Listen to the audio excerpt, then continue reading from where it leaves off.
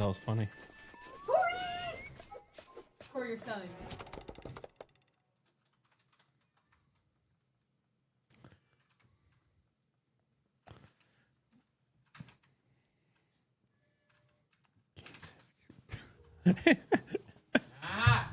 Oh man, Corey. it's like you can't delete your search history when it comes to Roblox. I never searched that up, Corey. That'd be weird if I searched that up, but I didn't. I joined my friends in it. All right, I'll stop laughing. What do you mean, Ron? Oh my god. Yo! Unfortunately, the mountains were not empty. There were ravens everywhere, no matter. He had to fight, yes, but he didn't have to be angry. Parry, dodge, slash, and breathe. Yes, focus on the rhythm, the dance of it, not on the blood or the raven's core as they died. It was working. He wasn't feeling those dark jolts of eldritch energy. He wasn't feeding the Iblis stone.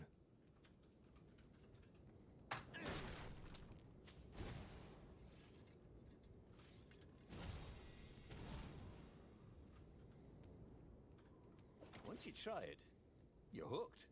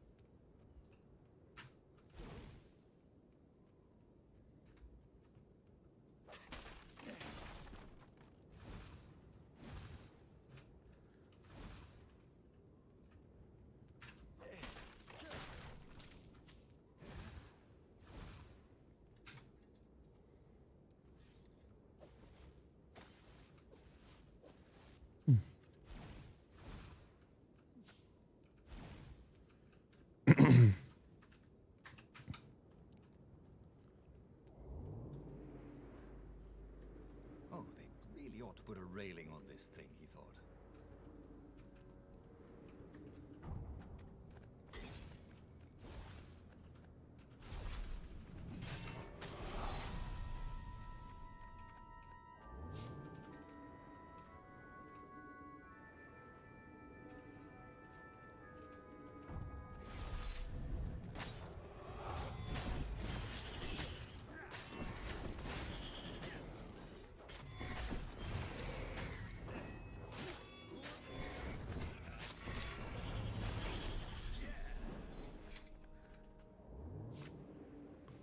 The stone was still silent.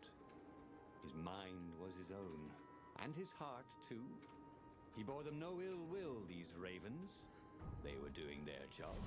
They were expressing their nature. Dance, whirl, parry, jab, and breathe. It was all so simple, wasn't it? Something was missing. He didn't feel truly at peace. Wait. Wasn't this near where Calaveras lived? The sage would help him figure it all out.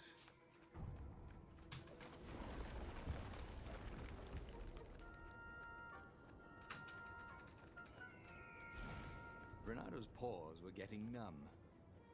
Calaveras really didn't want company, did he?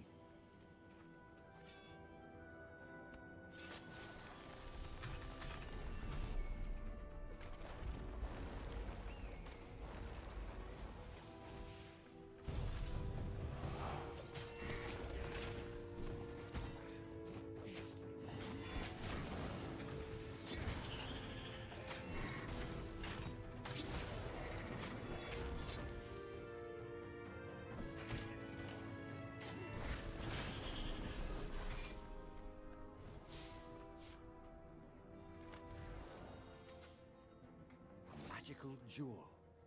Bernardo couldn't wait to find a workbench.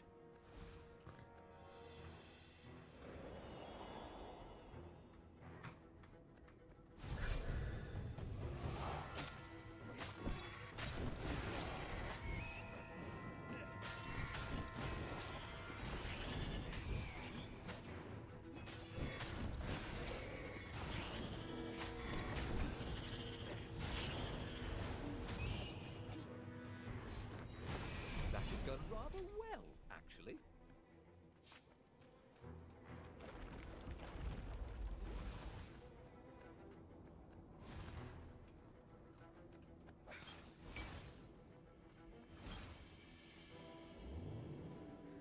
Doing a lot better now with it being plugged into the actual power supply. Oh yeah. I'm getting that same performance I was before, but without the lag.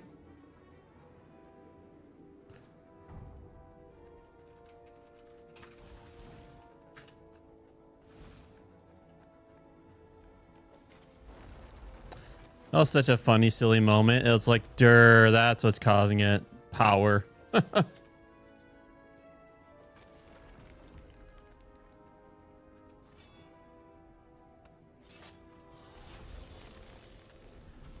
road less traveled, thought Renato. How intriguing.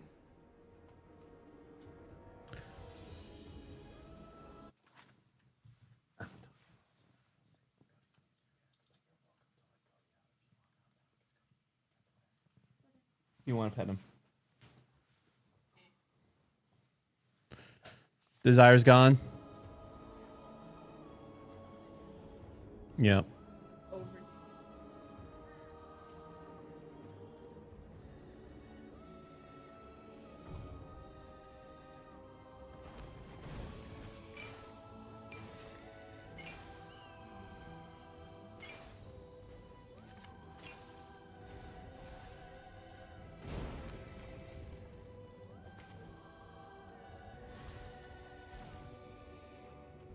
Haven't you heard? Goth is over.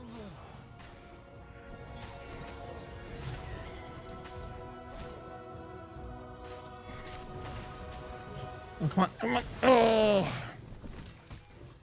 I'm getting beat up.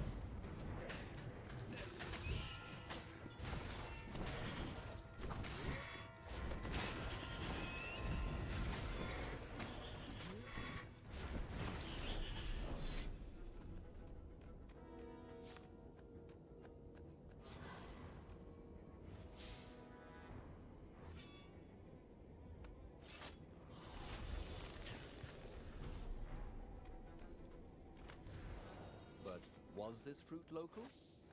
That's what Renato wanted to know.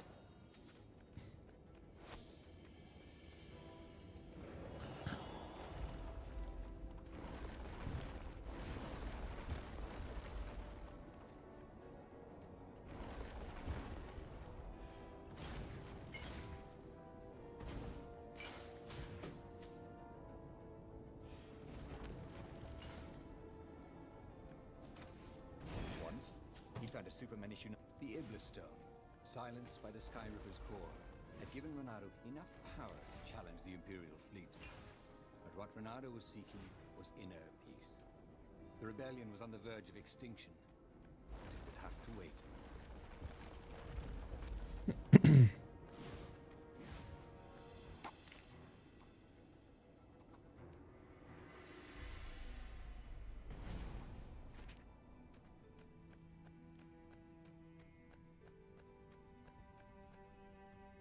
At the end of the mountain path, he found the wise Calaveras in his workshop.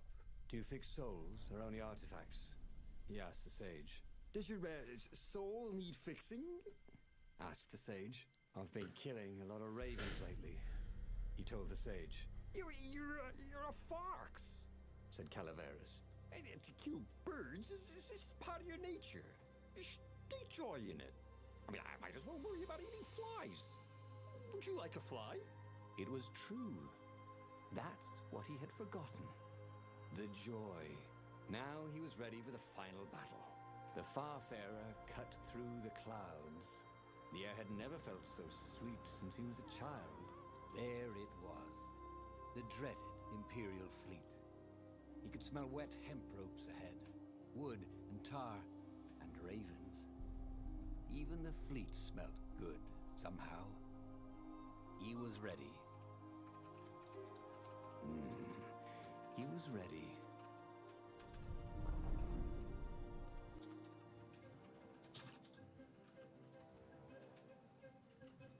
Renato had it all squared away in his head. He would kill the Emperor. Isengrim III had begun well, but he had gone mad. He was trying to invoke the lost gods by means of dark, blasphemous rituals. That was a secret. But the victims had spoken to Reynardo. The ghosts had spoken. No. No anger. Reynardo could not afford anger. It was empowering the crystal in his sword. That made him stronger, but it clouded his mind. He would not be a hero. A hero strives. Reynardo would just be one with everything.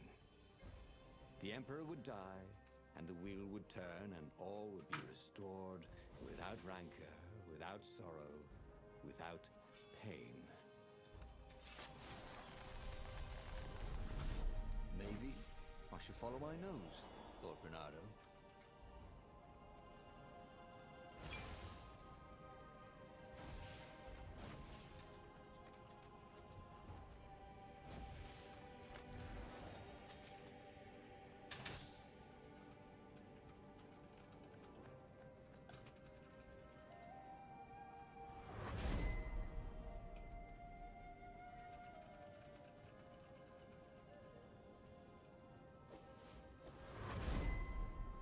What were these poles exactly?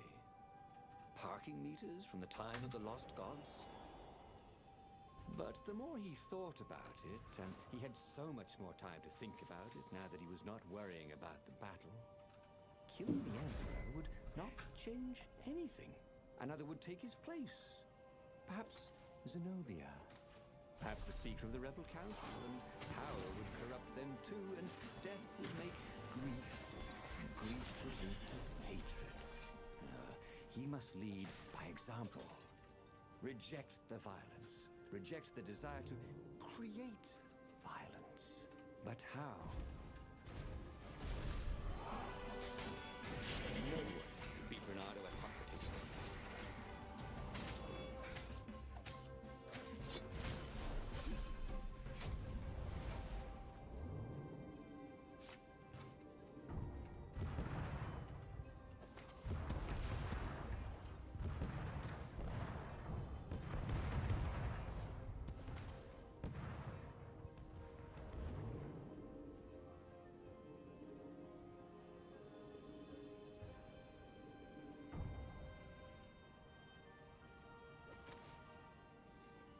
Soon he'd confront the Emperor.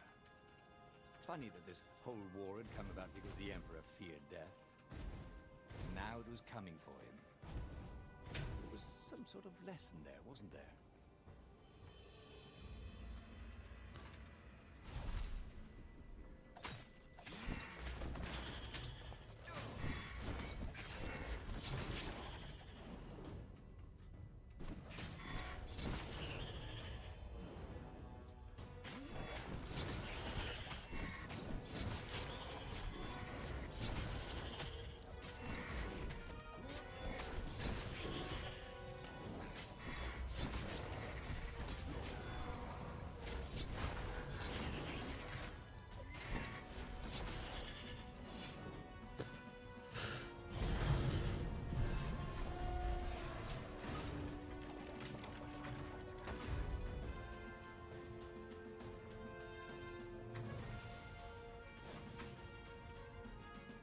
Finally, he came to the Emperor's ship.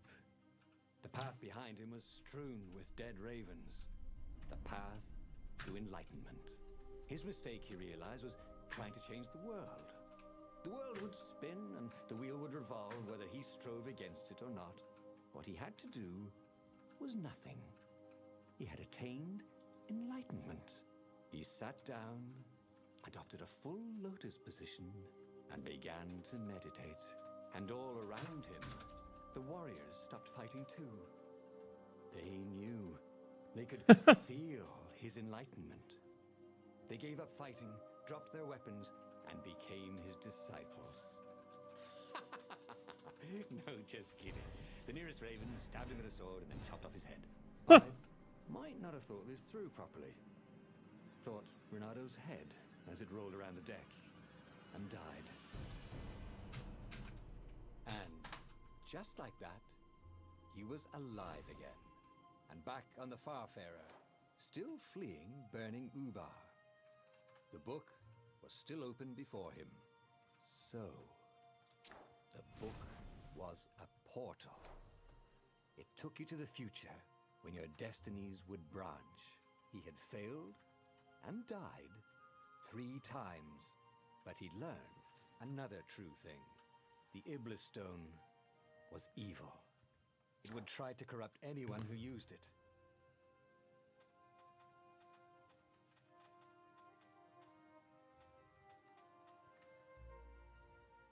But he was starting to feel like he was getting the hang of this. There was a way through to victory. He could feel it. He just had to keep running the path of Destinies. With that, the book fluttered back to the beginning, and he fell into it. The clouds parted over the Isles of Boreas. It was time to choose. The rebellion was in trouble. Ravens were scouting for the secret rebel base. They needed a game changer. Pieces of the Sky Ripper had surfaced. Renata knew that using it could go catastrophically wrong, but he was sure he could figure out how to use it safely. Also, a temple had risen out of empty desert. The Iblis Stone was hidden there. It was a dangerous artifact. It could corrupt its user into a bloodthirsty monster. Maybe he could find a way to use it, to take its power without surrendering to its wickedness. And also, his old friend Lapino needed rescuing. Of course, Renato had a pretty strong suspicion that Lapino had betrayed the rebellion. But could Renato really leave an old friend to the Ravens? Ah, Lapino. Apparently, the Mad Rabbit had sold a Pegasus that he did not exactly own. Lapino always wiggled out of trouble, given time. But he was out of time. Lapino's frantic message said that the Ravens were going to kill him for being a rebel spy. And that he had a clever plan. If the fleet reached him first, they'd string him up for that. Never mind the winged horse. Or so Lapino had told him over the far speaker anyway. Lapino had apparently managed to confuse the judge by arguing that he hadn't actually stolen the winged horse. He'd only sold it. But wait, where was the prison? The village was empty. Had everybody fled the Ravens?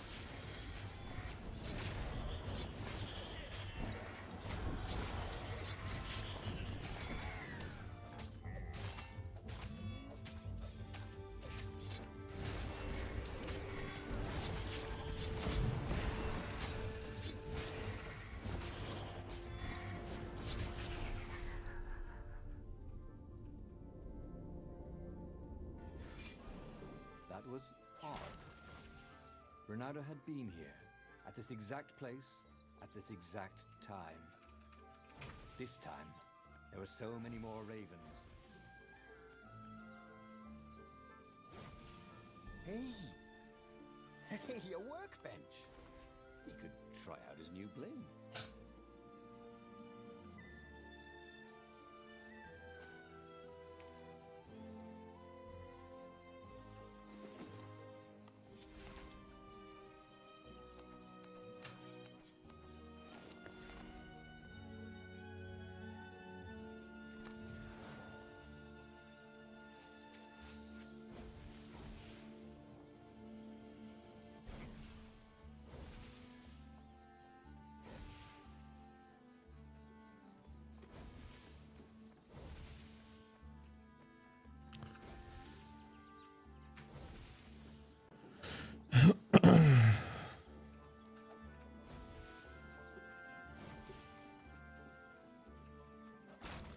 He was practically sure he'd find something useful in one of these things.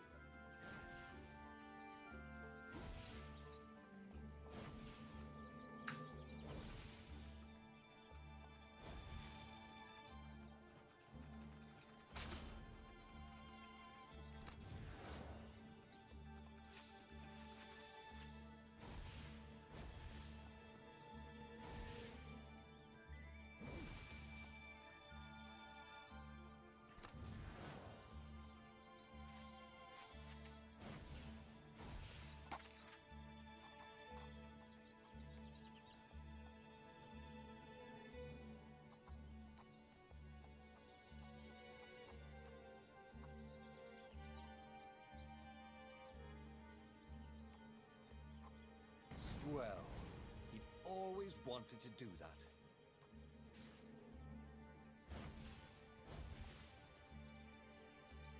Renato thought of the Iblis stone and shivered. He had no business messing with ancient, cruel artifacts.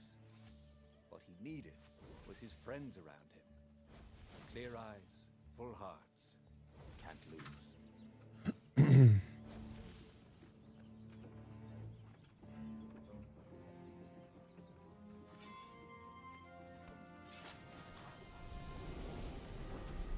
Or I could go that way, he thought.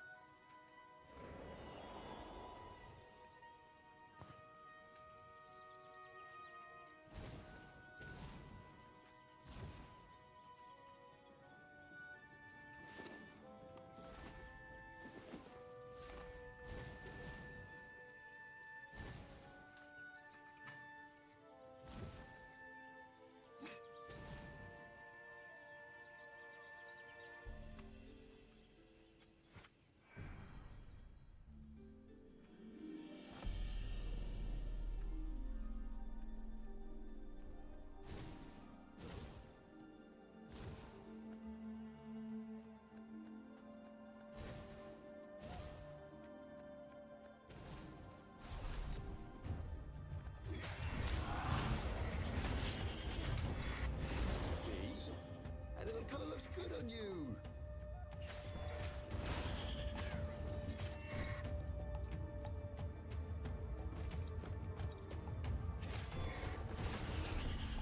See how long I can hold them. Ravens were landing everywhere. The advance guard. He'd better get moving. If they got to Lupino first, they'd eat him for breakfast. Or a snack. Ravens weren't picky. If they got hungry, they sometimes forgot to interrogate their prisoners. Even top spies like Lupino. Well, unless he really was a traitor, obviously. Then they'd probably pin a medal on his chest.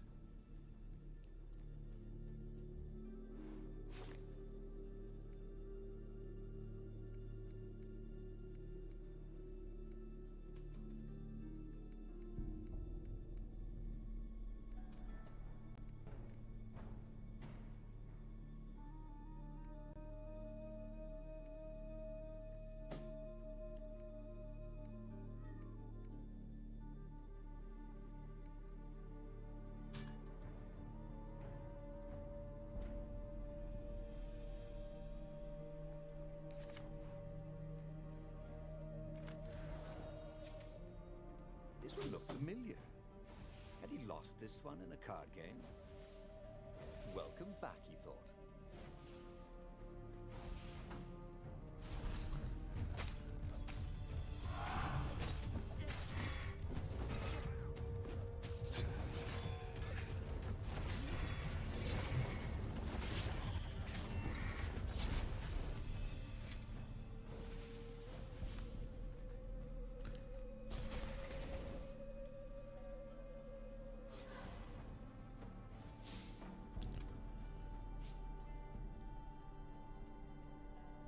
Dirty and bloody, Renato finally reached Lupino.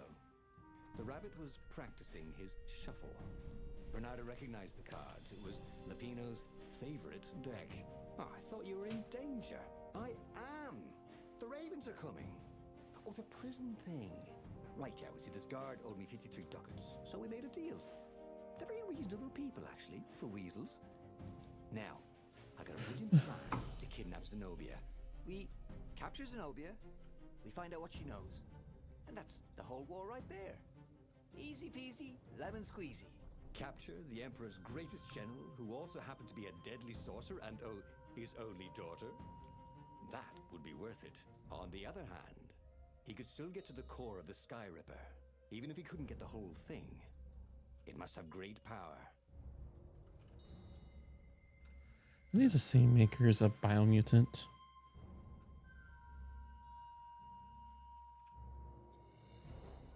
Just that narrator.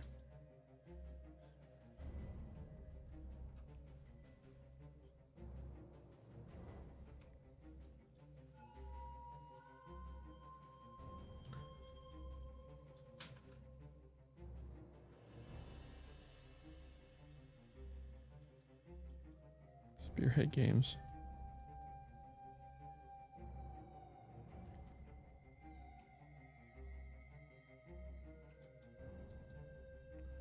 Spearmint 101. Okay. 2 different companies. Zenobia wasn't just the Emperor's daughter, of course. She'd been Renado's best friend in Swordfu school. And you're still mad for her, the rabbit reminded him. They'd been close. She'd told him things no one else knew. But she'd never told him who she really was. She knows all the Emperor's plans, chuckled the Master Spy. She won't give them up easily, She'll tell the interrogators, all right, said Lapino. Taking her would change the game, all right.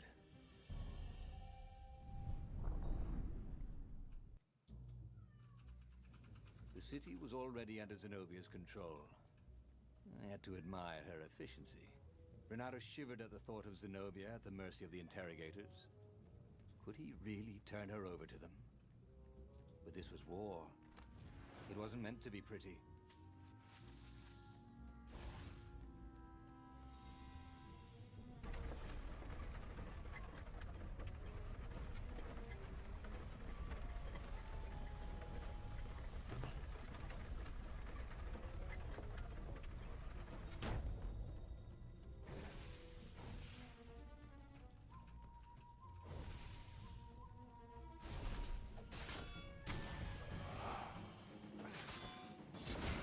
Oh my gosh.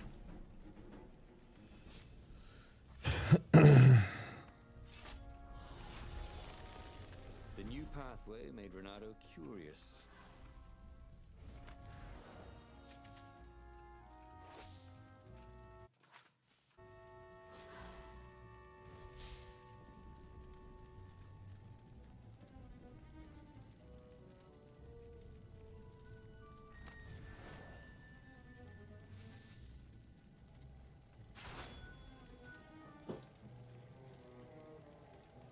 Someone's here for you. No, it's the cat. Oh.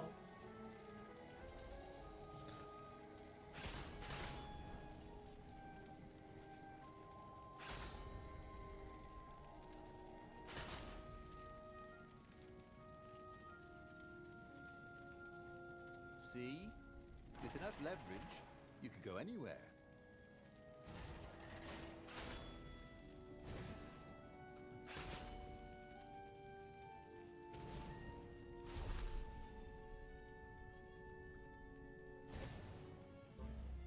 So, what's this plan of yours? Use me as bait. Said Lapino. And he outlined a slightly complicated plan that involved geese, a net, setting the Farfarer a little bit on fire, Lapino dressing as an old blind toad, and Renato hiding inside a monstrous watermelon. What could possibly go wrong? Thought Renato.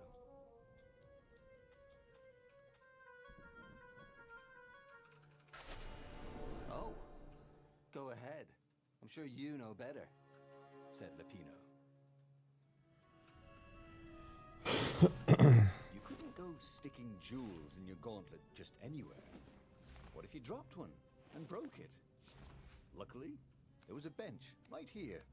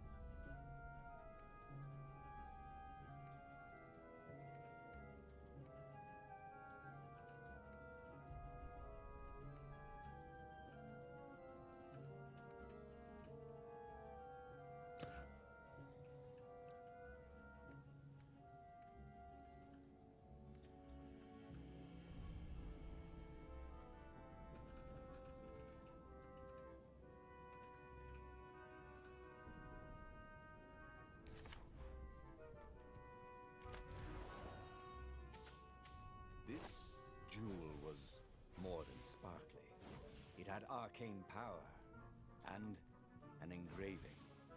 To Cindy.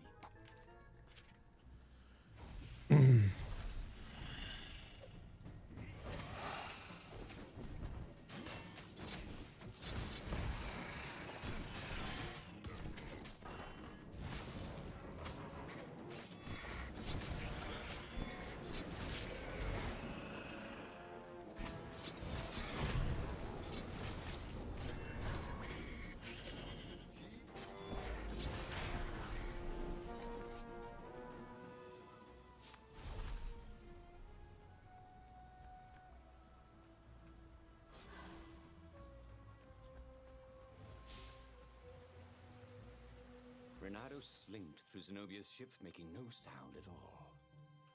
Where were her guards? Finally, he reached her bedroom. She was curled up at her bed. Oh, he'd forgotten how beautiful she was. How sleek. How soft. He tapped her on the shoulder with his sword. She became smoke. And he noticed he had a blade to his throat. Stay a while. Heard a familiar voice. Did you really think you could capture me? Zenobia said as her ship lifted off. Now I just wanted some privacy. Renato said, did you ever wonder why the Emperor adopted you? And he told her why. His Imperial Majesty wanted to bring the lost gods back. They could make him immortal. But to seal the bargain, he needed a sacrifice.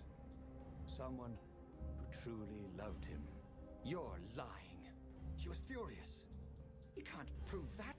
I can. And so, we set sail for the Nexus.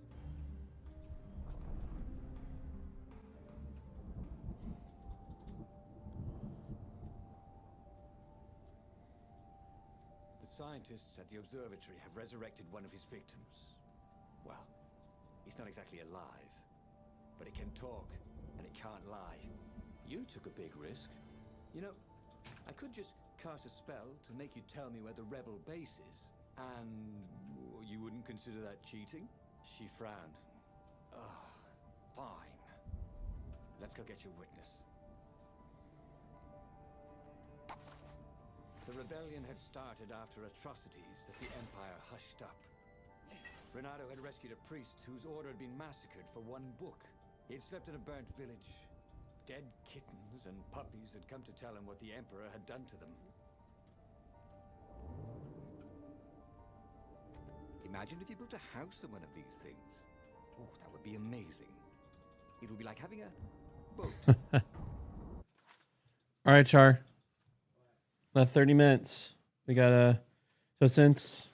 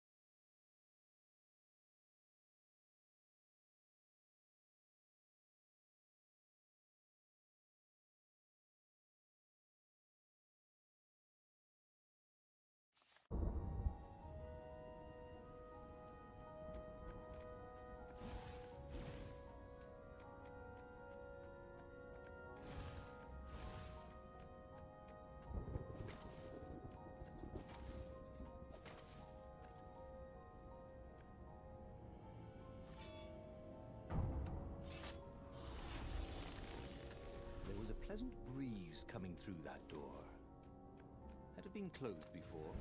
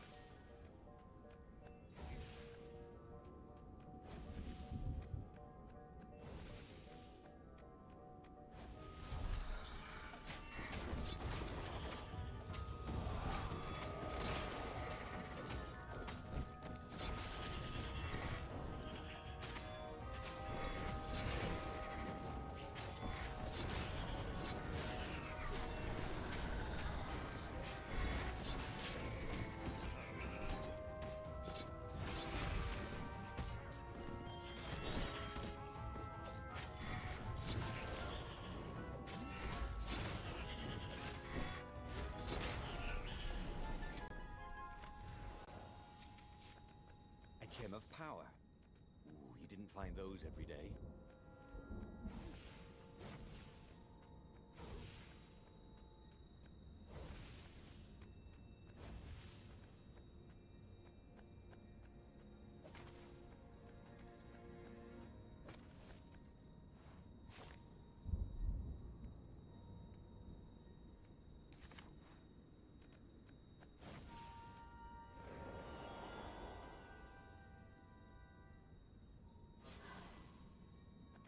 What else could you hook?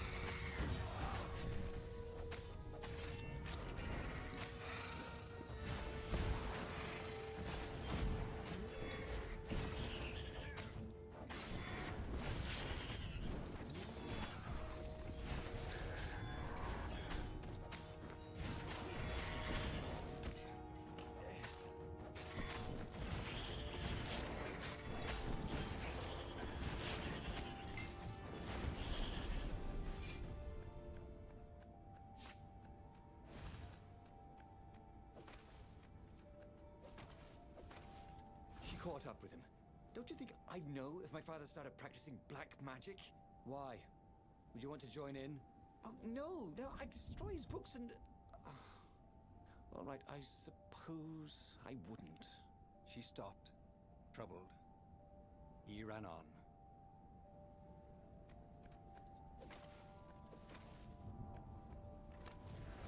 If he ever had a castle, he was going to hide his stuff better.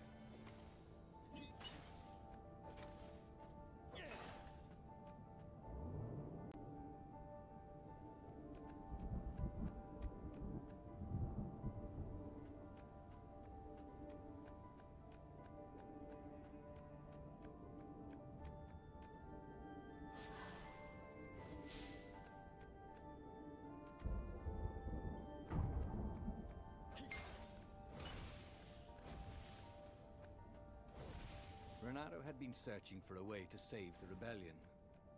Lapina wanted to capture and interrogate Zenobia.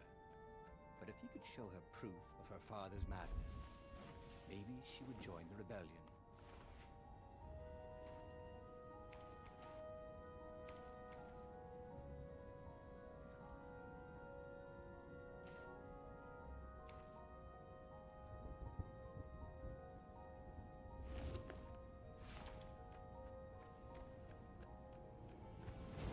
Used a hybrid propulsion system fueled by anti-gravity and wishful thinking.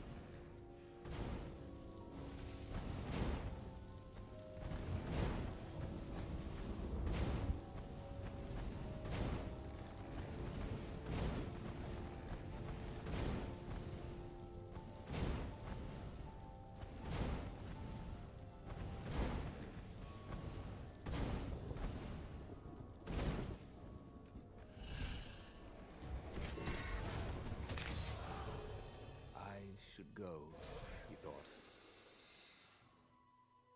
I silly goose all that.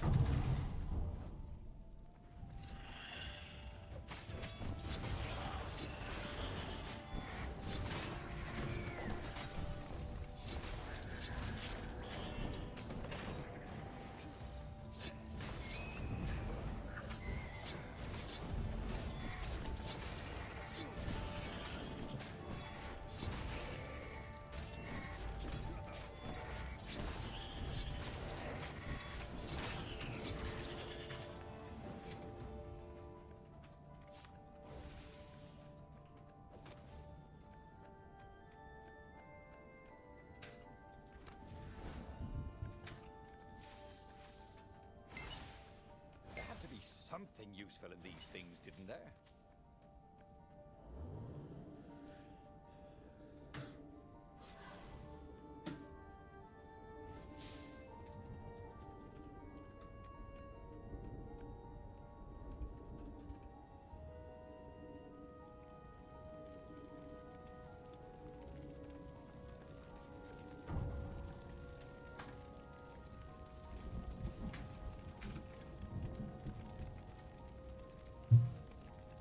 observatory was a burning hulk. Dead scientists and black feathers everywhere. The ravens had taken care to burn the reanimated witness to cinders. Zenobia stared around, shocked. The scientists had been neutral. They had no part in the rebellion. Take me to your council, she said, shaken. I have things to tell them. It was what Renato had gambled on. The Zenobia would turn against her father once she knew his madness. But the rebel base was secret. Could he really risk taking the Emperor's daughter there?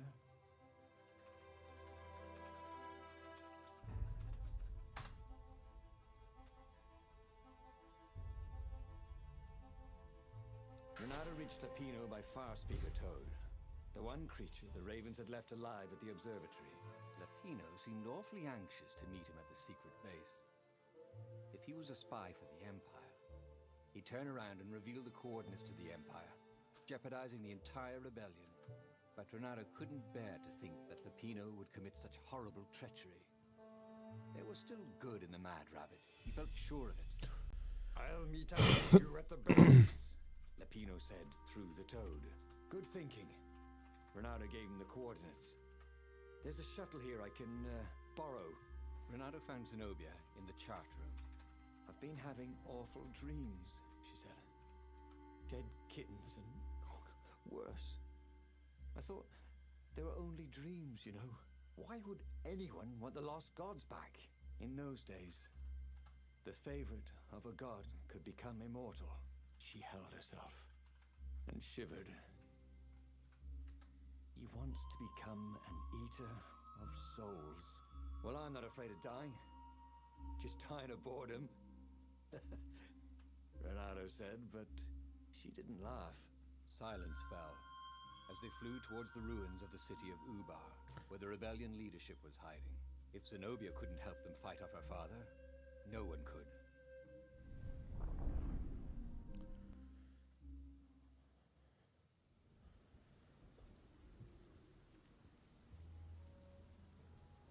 As they touched the ground, he could smell the ravens and hear their hungry caws in the distance. They're probably looking for me, she said. You go on ahead. She had that fiery look in her eyes that he'd always loved. It was a bit odd, though. How easy she'd been to convince. It was what he'd gambled on, but he'd expected more of an argument. She'd always loved to argue. She considered it the fastest way to the truth. Maybe she'd long suspected the truth. Sometimes all it took was taking the bandages from your eyes. That must be it, he told himself.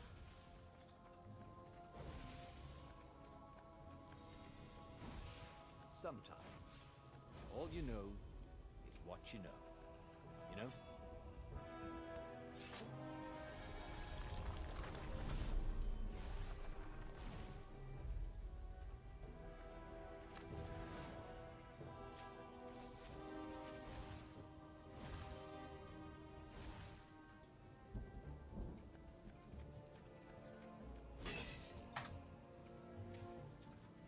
Okay, so you finished your thing? All right.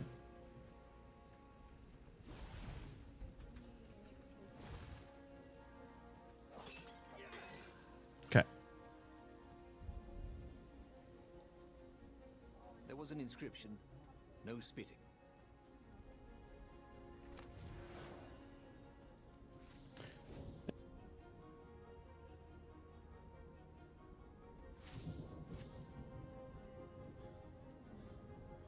I'm still missing one.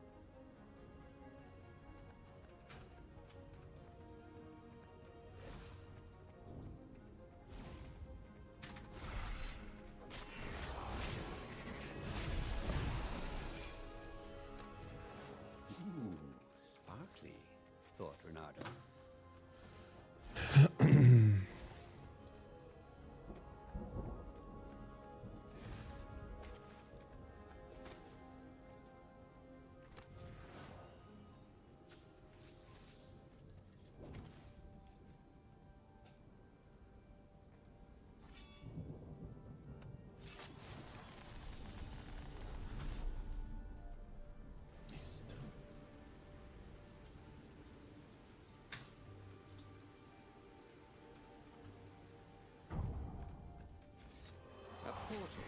unknown destination.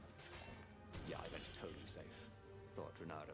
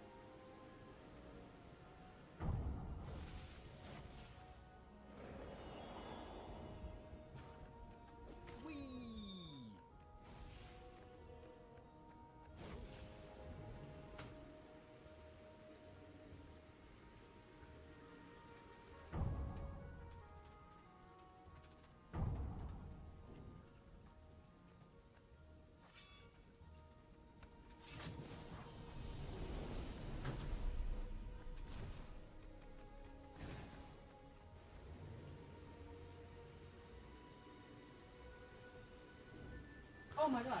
Sorry. That's a 1 in 150 million. What are you getting right now? Yeah, it's a global. Cool as hell.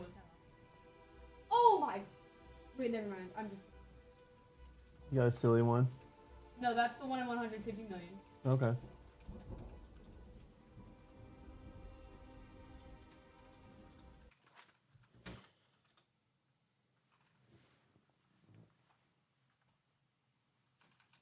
So it's like a time based one. No, it's a time like cool looking aura time, but Yeah. not like yeah, you know what I mean.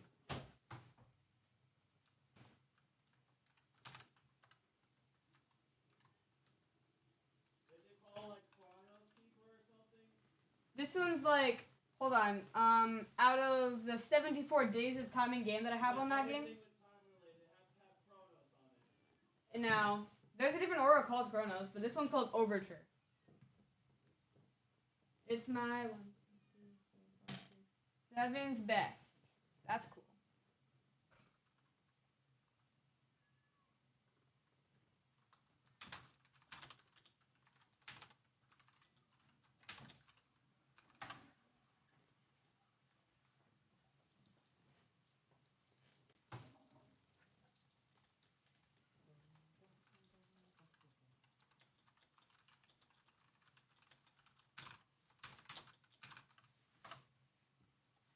Are you still trying to do that one thing, Char? Absolute garbage. No one ever won helping I see.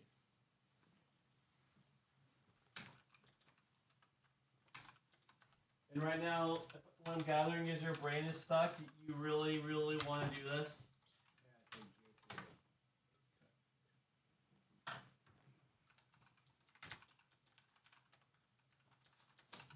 Is that for the gum gum gear too?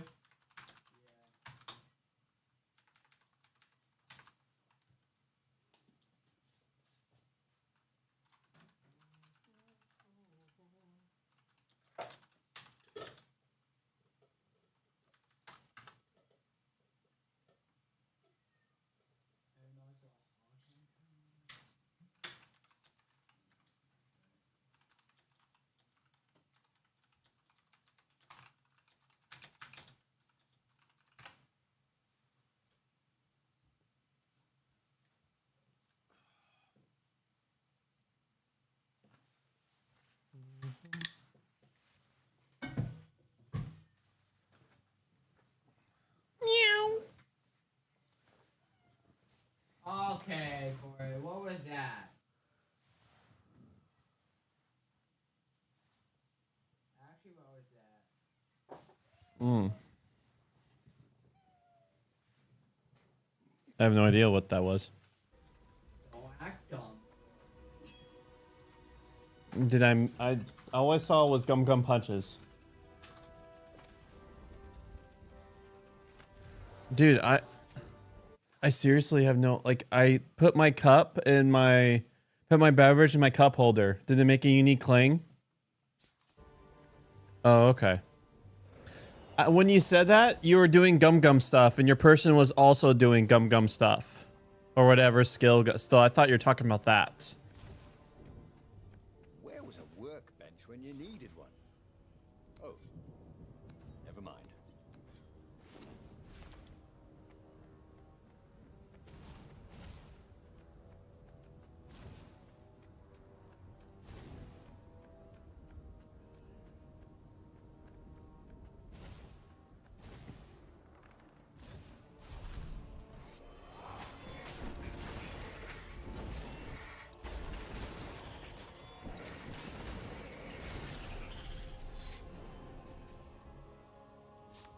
They caught their breath under a ruined arch. It's beautiful, she said. This was the library of Ubar, he said. Your father's ravens thought they had an ancient book. She nodded. Was she crying? This was exactly what I wanted, Renata thought. To turn her to our cause. So, why do I feel something is terribly wrong? Because nothing ever goes this smoothly, is why.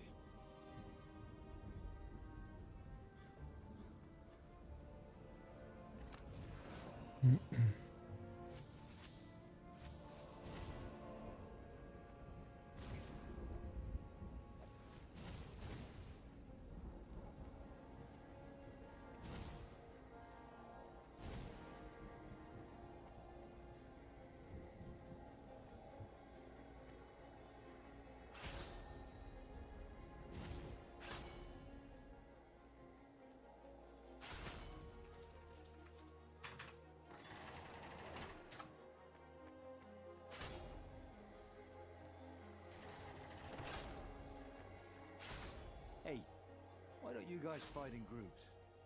Oh, I know. Because there's no I in team.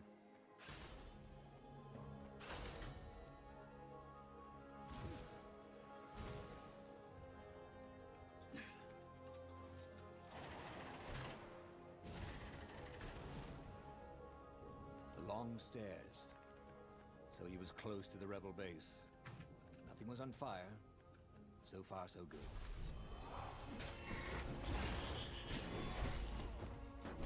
He needed some way to break the ice with this wall, so to speak.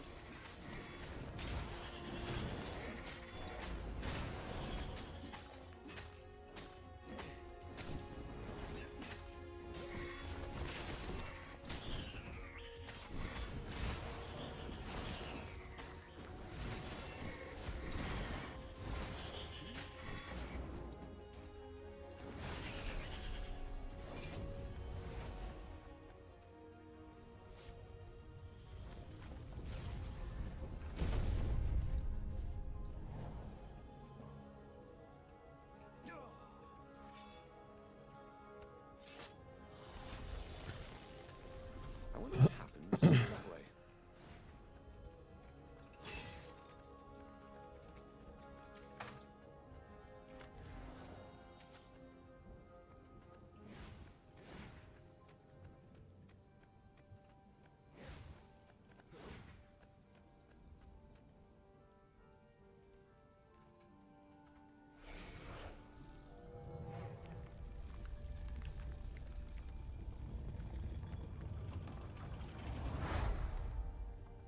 Council toads swarmed around Zenobia, shocked she was there, shocked she had changed sides.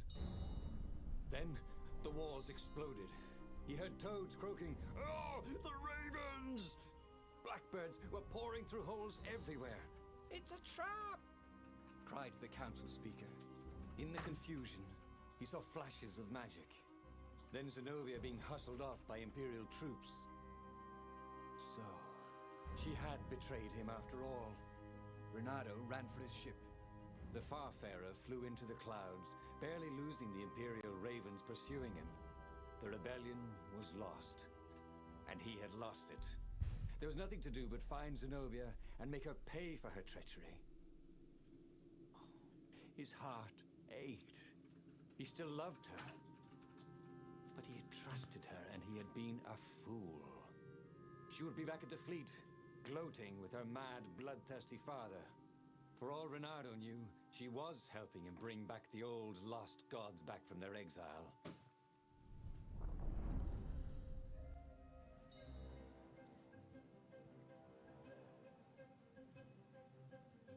Renato landed in the middle of the Imperial fleet. The rebels were losing badly. Without leadership, it was a slaughter. Renato felt strangely free, trying not to think about how he had lost the war. Trying not to think about how he had loved Zenobia, blinded himself to her treachery. That's what it meant to be a hero. To keep on fighting after the most bitter of betrayals. To never know if you could trust anyone. Cats. What a waste of fur. Renato had a feeling that was the back door to something. But what?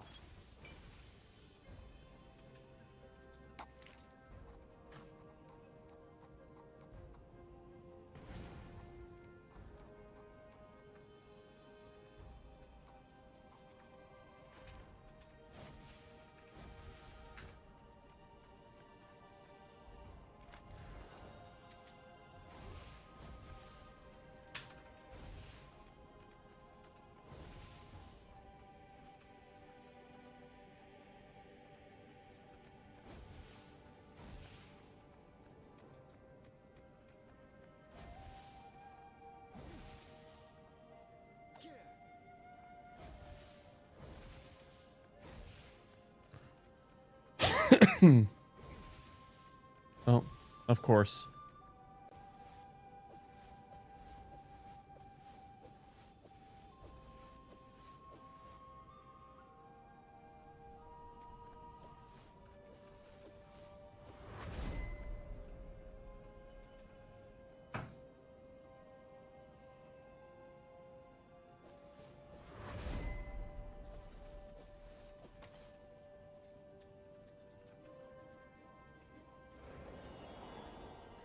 What had happened to Lupino? Had the Mad Rabbit fled to safety? Or was he forlornly carrying on like the few rebels Renato could see here or there? Ugh, it didn't matter anymore. All there was slash and spin, parry and lunge, over and over as he fought his way across the fleet. All there was finding the girl he'd once loved, who had used his love against him and putting as big a hole in her heart as she'd left in his.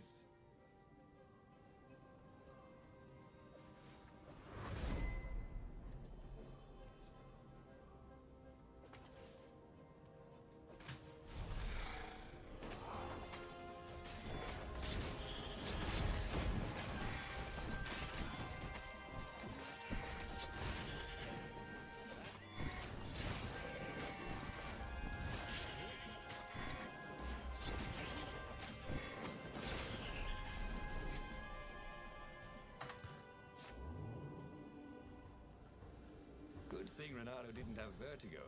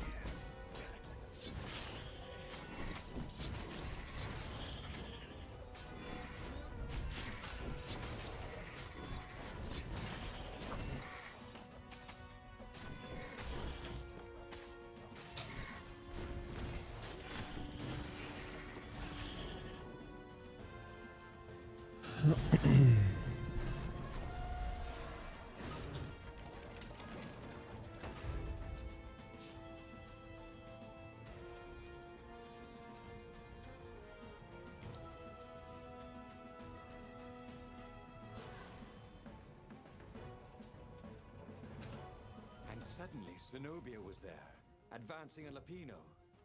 So the Mad Rabbit had survived. "Save me, or I'm done for!" screamed Lupino. Zenobia turned, showing her teeth in a smile. "You're alive!" Renato ran towards the witch. "Lupino's the one who betrayed you!" she shouted. "He warned my father!" Before he could think, Renato sank his sword into the sorceress. She stared at him, heartbroken. No! Lupino's the traitor! Renato had an awful, sinking feeling in his stomach. Then, he felt a knife in his back. I'm afraid she's right, said the Mad Rabbit. Ain't I a stinker? Then, the sun went out. Damn it. And he hadn't learned anything new this time. He'd done the same thing twice, yet expected a different outcome.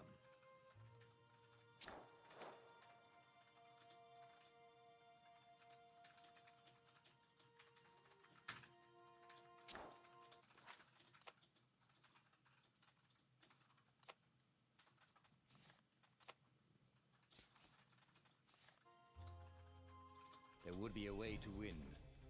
Renato could feel it. He'd have to explore choices he'd never made before he could figure it all out, though. And with that, the book's pages fluttered to the beginning once again. And he fell.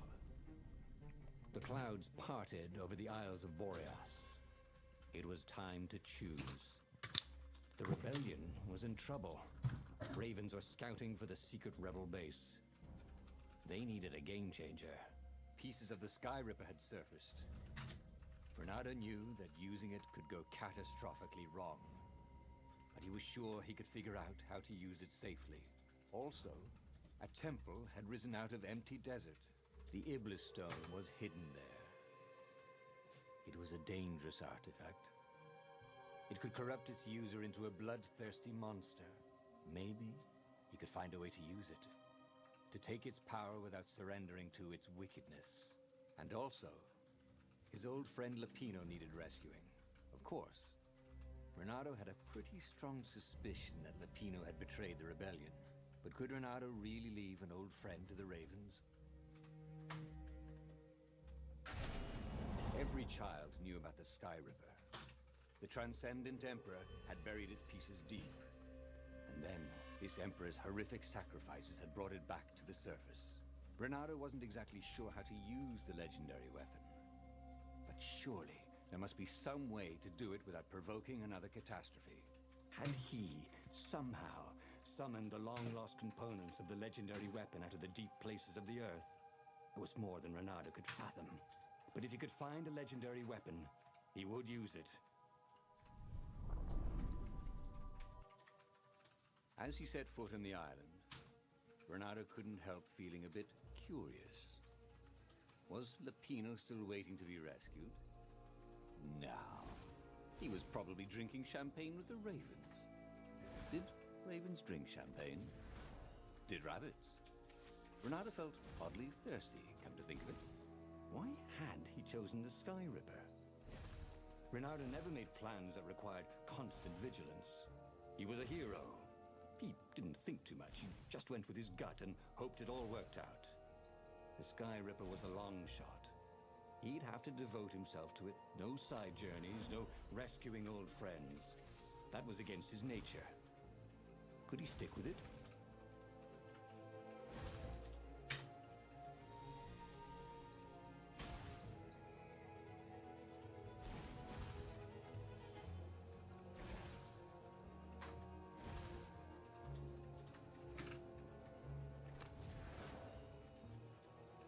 Well, no sense collecting more materials.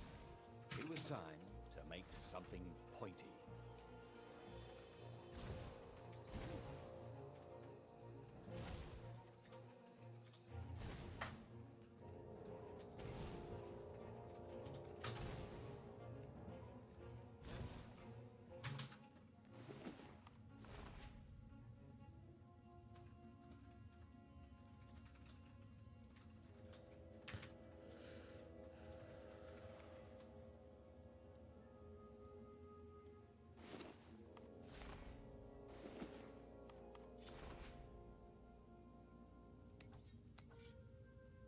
Now he could slice the wings off a fly in the air. Not that he would. It's sort of mean, really.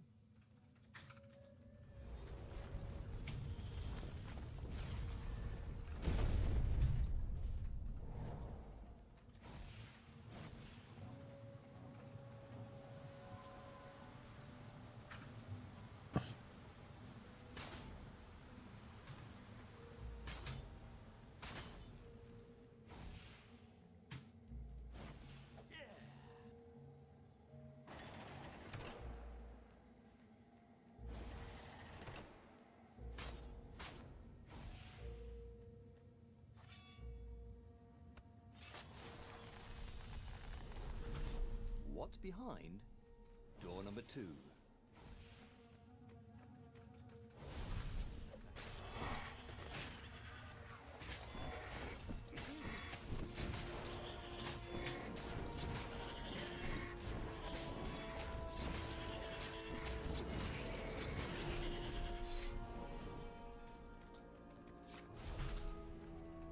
That had been his mistake before, thinking he could win a battle of wills with an ancient evil all by himself.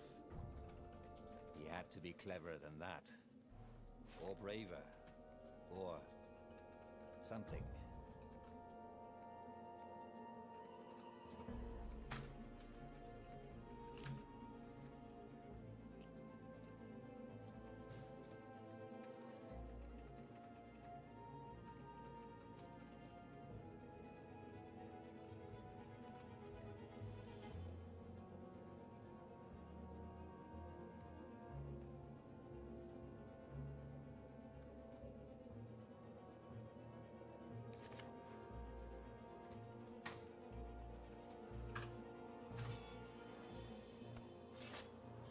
Are you okay, Tony?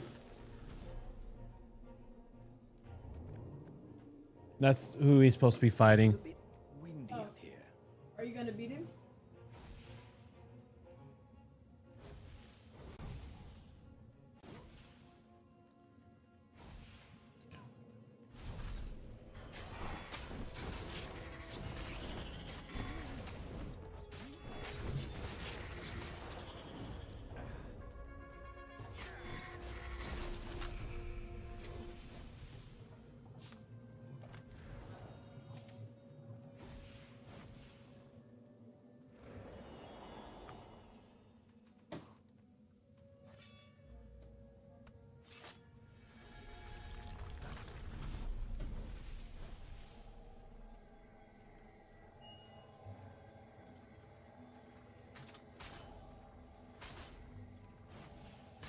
Two eyes good.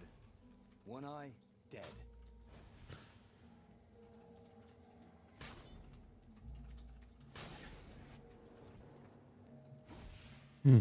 First time getting hit by them.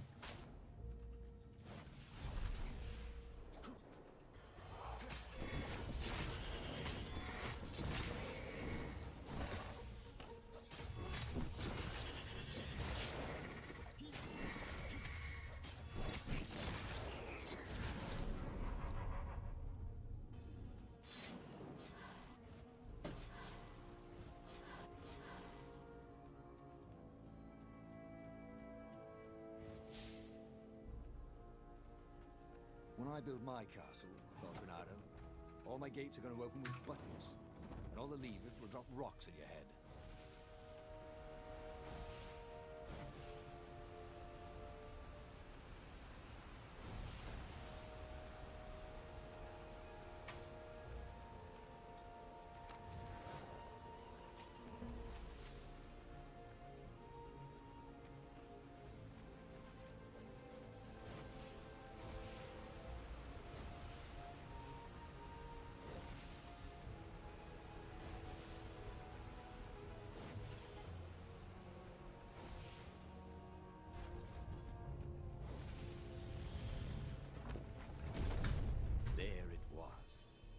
Sky Ripper's armature.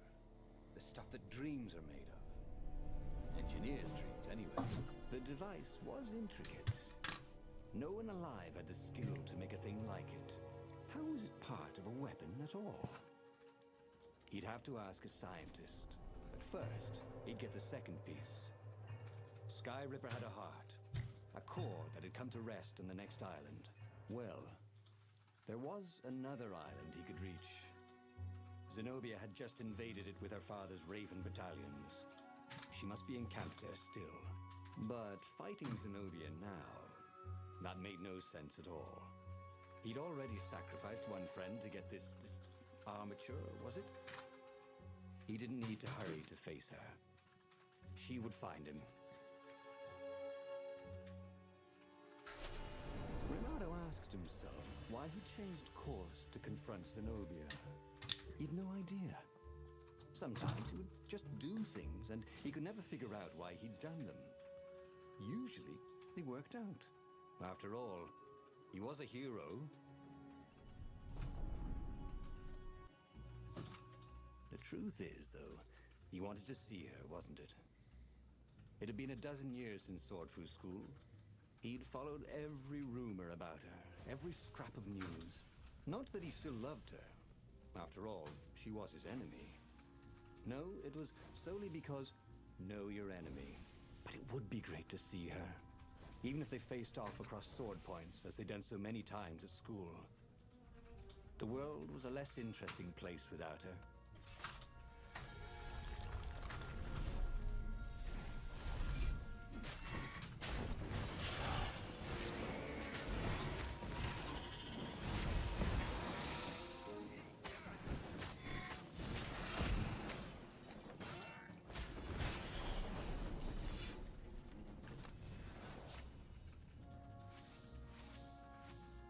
This chest was really horrible.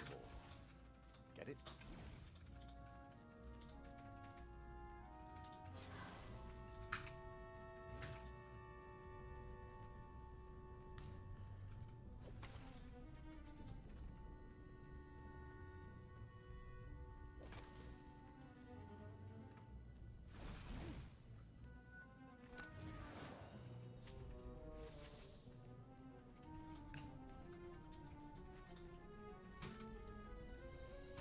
Bernardo wondered idly if people who had built these poles had really, really long tentacles.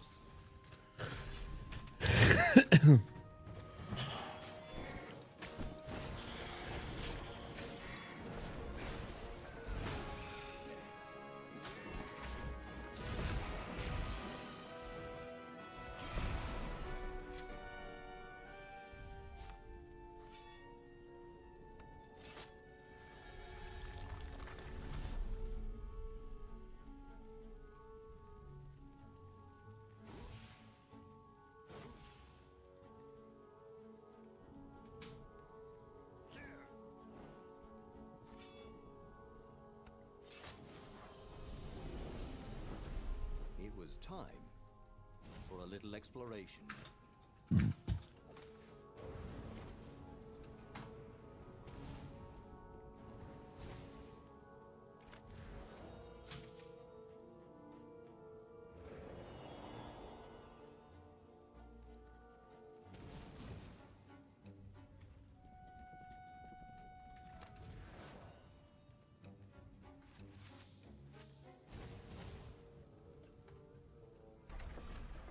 He couldn't do worse with Zenobia than he'd done with the core, could he?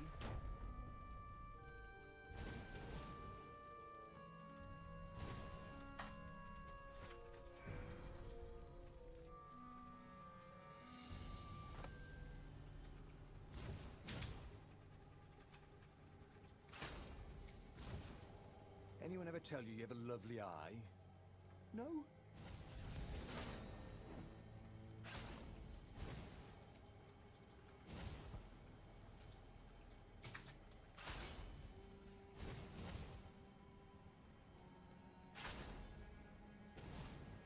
Renato wasn't entirely sure how he was going to capture Zenobia. She'd be expecting him. And he didn't have Lapino to cook up a clever plan. Why was it again that he hadn't got the core? Maybe because the results tended to be disastrous. These streets were familiar.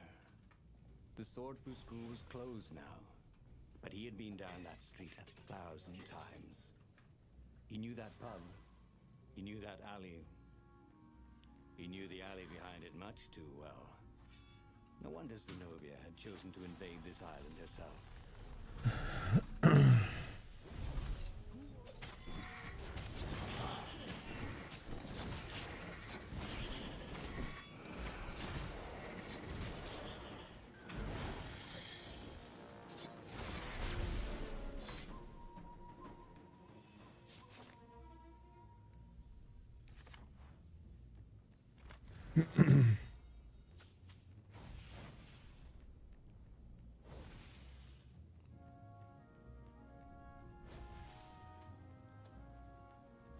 Hey, what do ravens say when they die?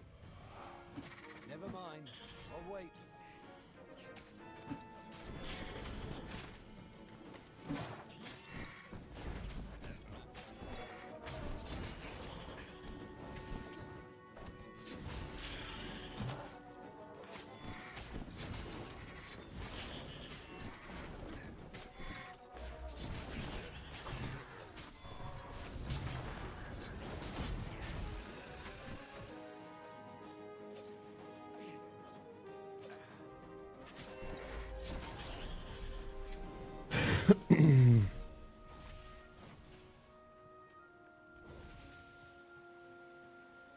Renato slinked through Zenobia's ship, making no sound at all.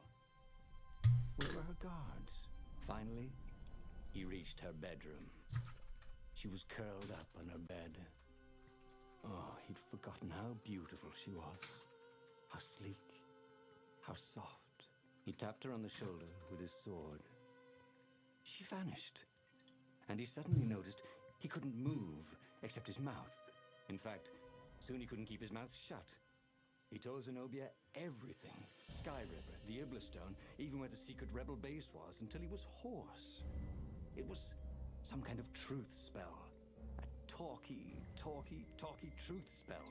She called her father by Farspeaker Toad and filled His Majesty in. But why didn't he get the core? Croaked the Farspeaker in something like His Majesty's croak. Because I missed you, darling. Renato grinned. He doesn't even know why, frowned Zenobia. That makes no sense. It's a trap, shouted the Emperor. I'll meet you at the outpost, and I'll bring my interrogators.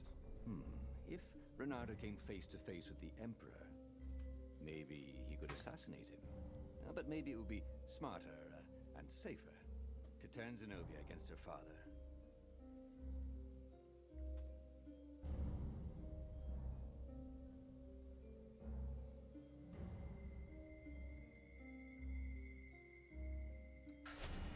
What are you doing? Asked Zenobia. Did you ever wonder why the Emperor adopted you? He asked her. She shook her head. He told her. His Majesty wanted to bring the lost gods back. They could make him an eater of souls, an immortal.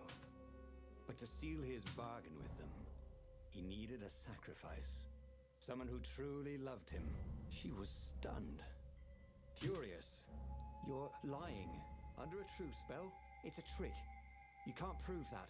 Take me to the observatory, and I will.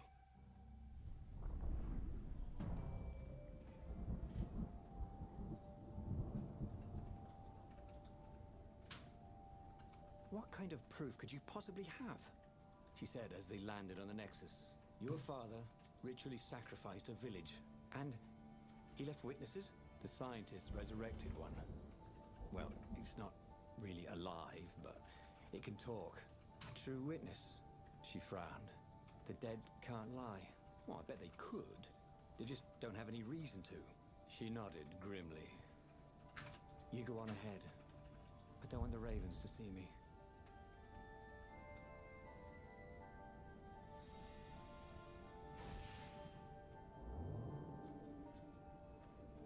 There was an engraving. Maximum capacity, 130 people.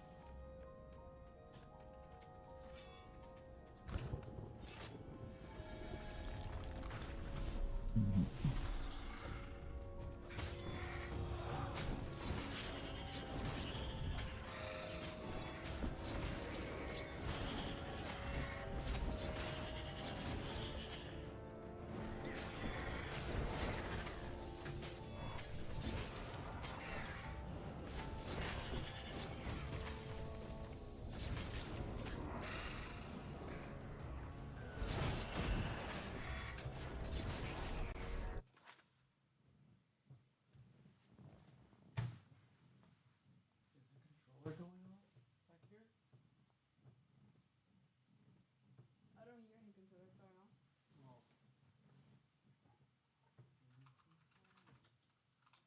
Oh, okay. All right, were you able to do it, Char?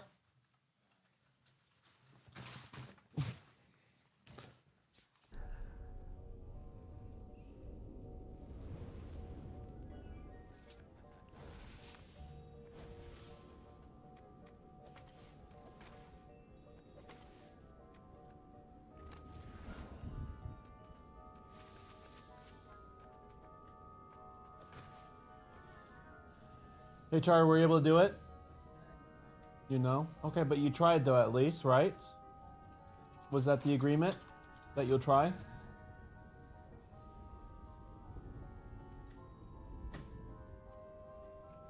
So now that one try is you're waiting for a response now?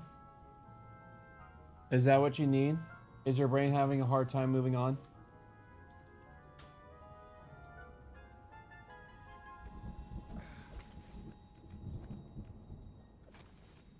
She caught up with him. Don't you think I'd know if my father wanted to invoke the lost gods? Would he tell you? No. Would you help him?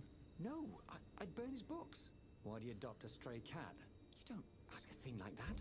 No, not when there's no good answer, she said, her whiskers twitching.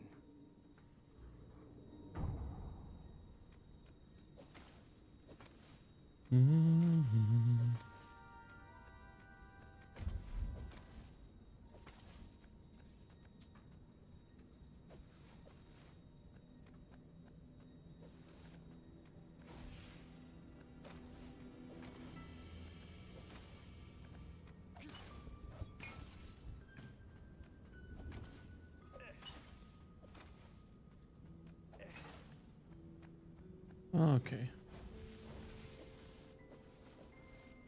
What is going on here? I'm stuck.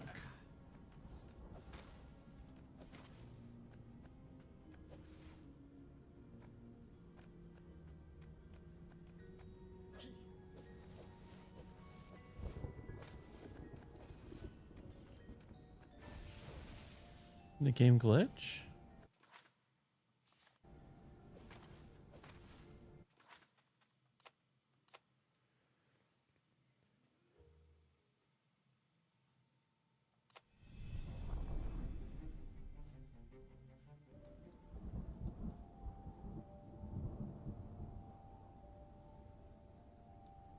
What kind of proof could you possibly have? Okay.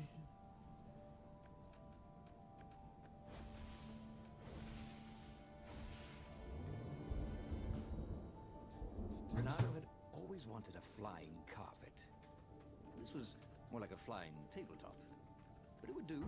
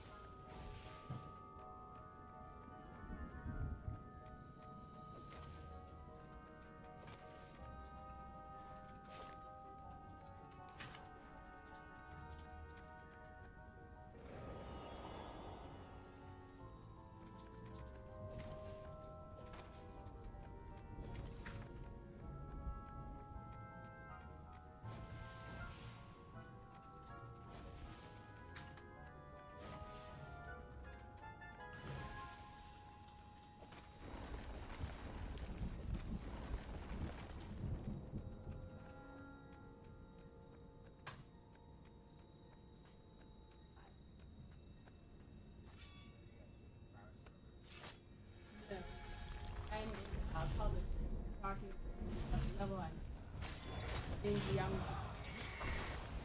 Hey, ask. Huh?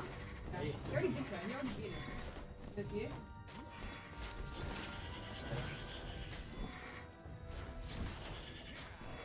Oh, what's fun?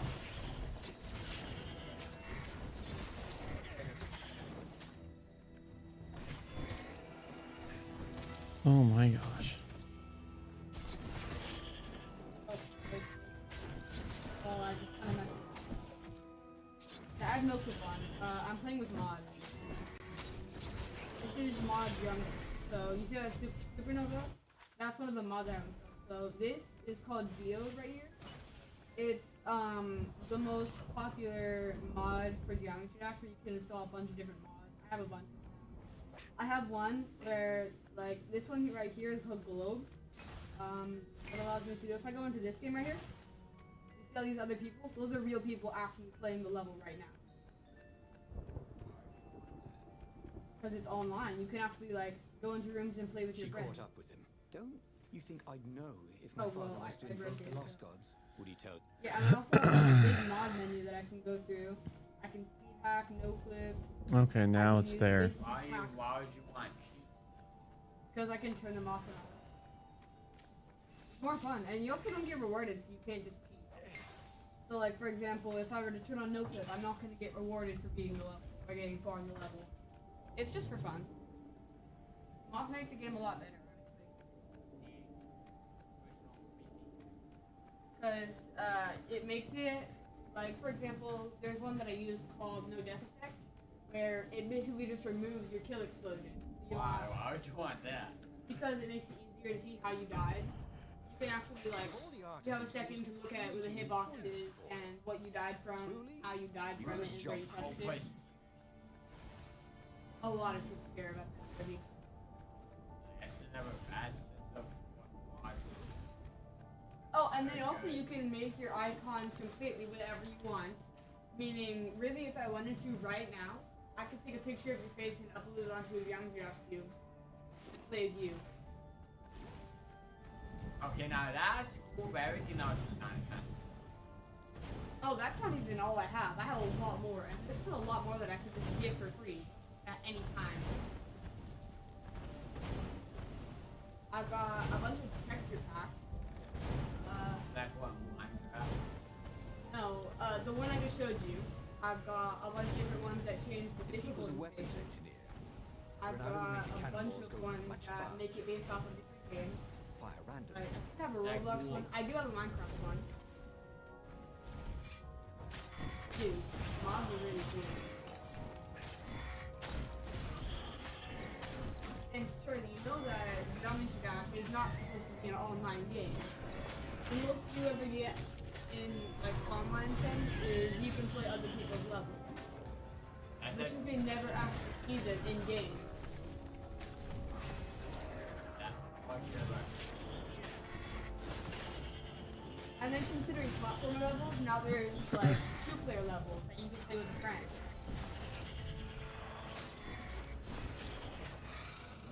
There's also like, dude, it's pretty crazy. There's a mod. I forget what the name of it is, but it's literally just an entirely different version of Geometry Dash that somebody made, and they can install it for free. So they made Geometry Dash as a mod. So there's like, So if you you open up, basically remaking the game, okay. yeah, they basically remade like a different version. You know how there's like normal Geometry Dash Light, World, Sub-Zero, Hell, all stuff like that. Those are like official ones from the actual Rob Top though. But this one is made by an actual player. Why are you? Probably not. There's actually a lot of mods. Hold on, I'm The doing it. observatory was a burning hulk. Dead scientists and black feathers. But I can totally just like take The them off rains had whenever I want. burned the reanimated witness to cinders. Renato was stunned. I've got a thing that lets me Huh? edit better. These were scientists, not rebels. It's a great story game. Upset. So I've got one called Better Edit that allows me Would he do this? to edit my levels a lot easier Let's go with to the fleet your and UI ask him. and more items. Yes. Man, who cares I'll about meet you you? on the mountains. a lot of Something I people. could get first. Yeah, Uh, bad satisfaction. Afford to meet her in the mountain.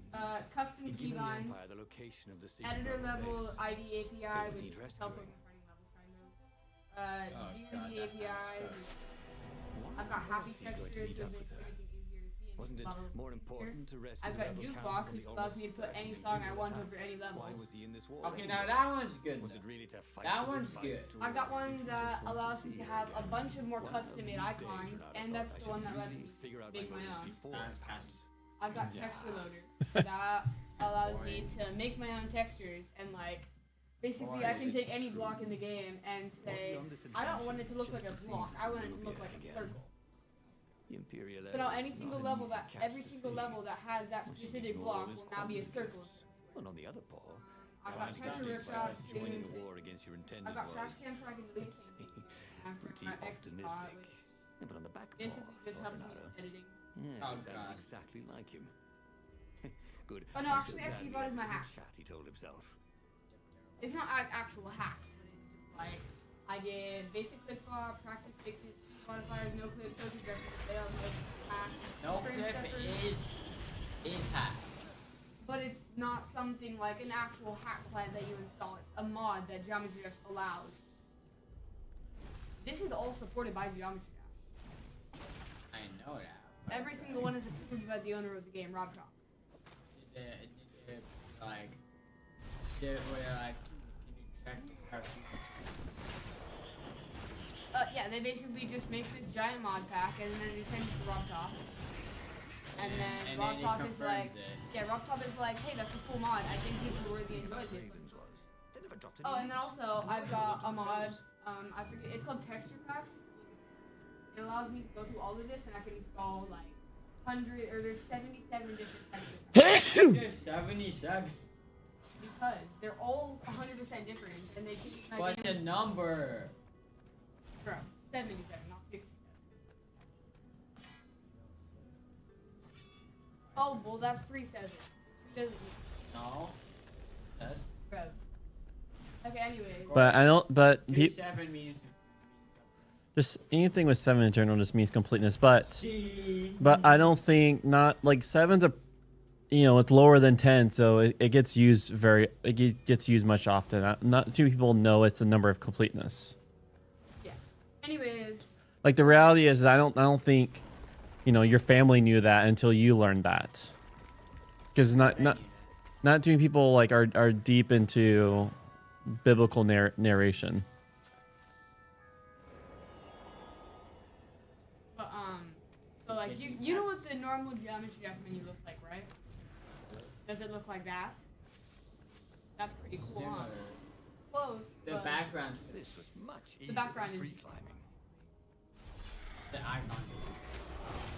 yeah, the icons are different. This entire menu is different. This entire menu is different. All it really is different. It's just And texture a tiny pack. bit different shape. Yeah, like I said, it's just texture pack. And it also makes all the faces look different. So you know what they Oh, normally God. look like? There were Can a lot you of dead make a ravens 6, along the Evan? side of the road. No. You can Someone check. had rampaged through There's here on a NA, killing normal spree. hard, What had starter, Zenobia insane. gone to get? Demon. He had a chilling feeling. It was the Iblis stone. Because there's a lot of. Zenobia was That's part of the formula. I know, Jason. I know. You could tell their But style like, was see, flavor right of here, their birth. Jukebox. Whenever I pick the desk for any level, I can just import any song I want. Meaning,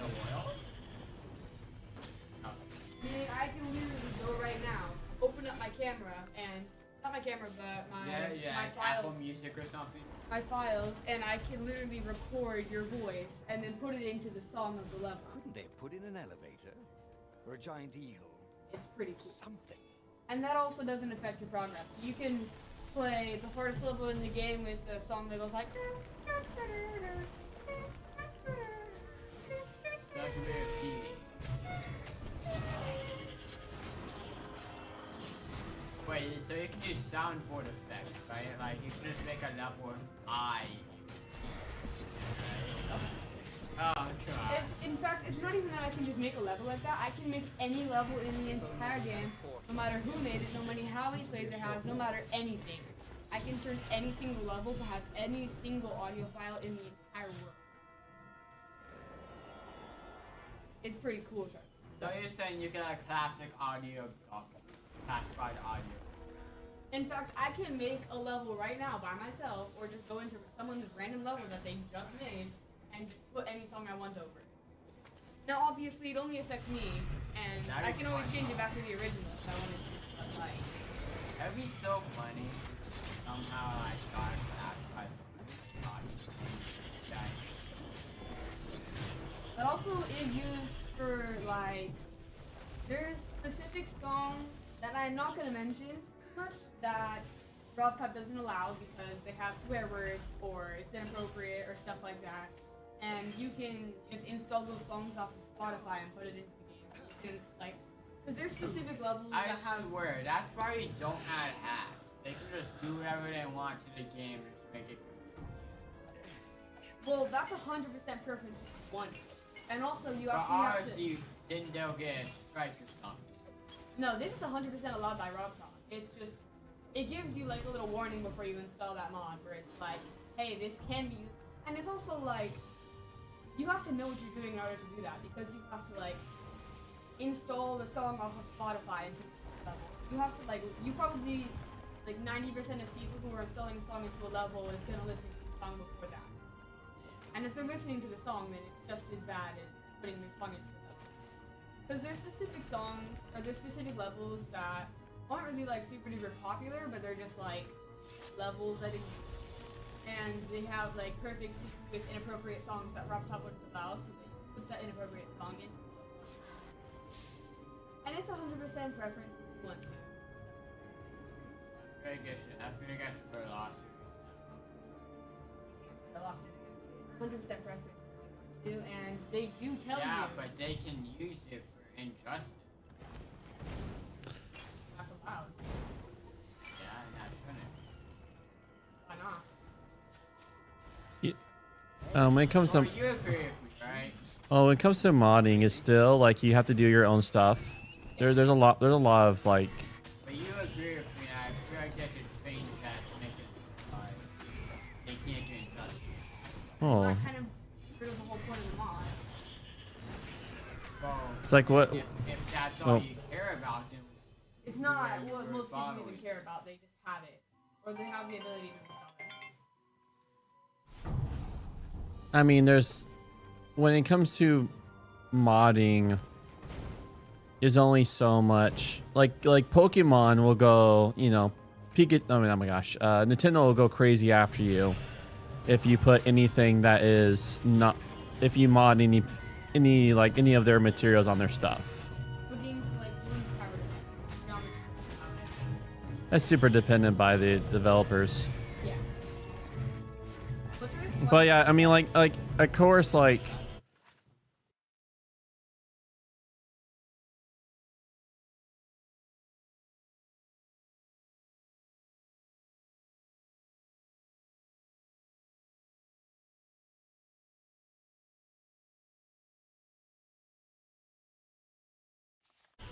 Going to hurt.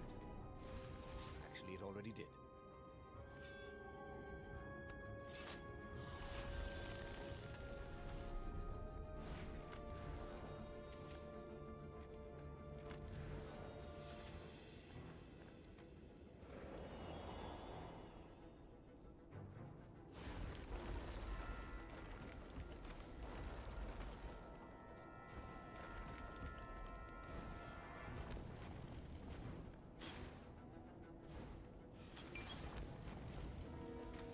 Renato wondered what he should do when he found Zenobia.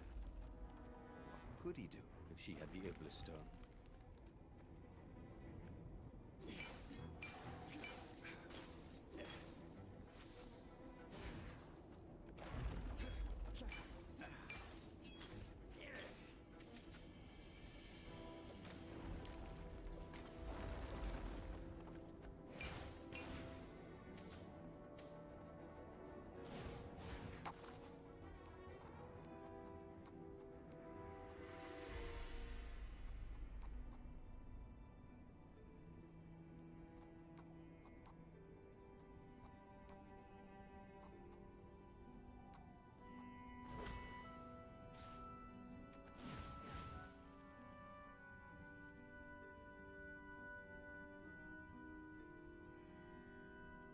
He reached the summit, expecting no one.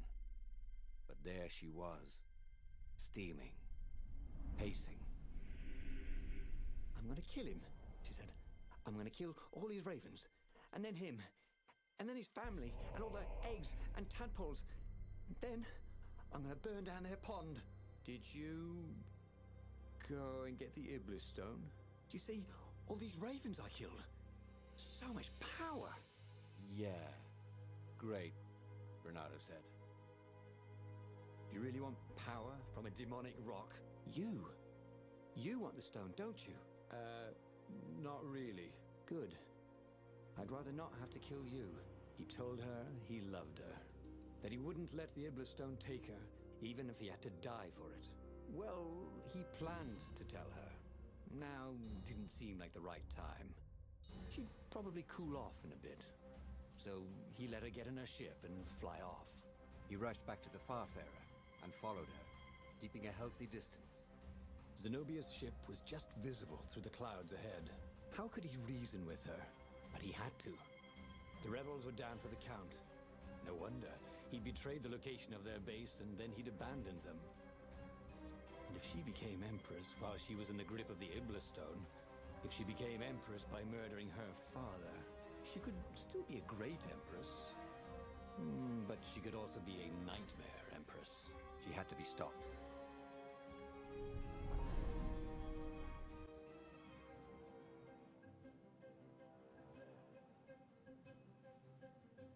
There were more dead ravens along his path, some of them wounded in the back.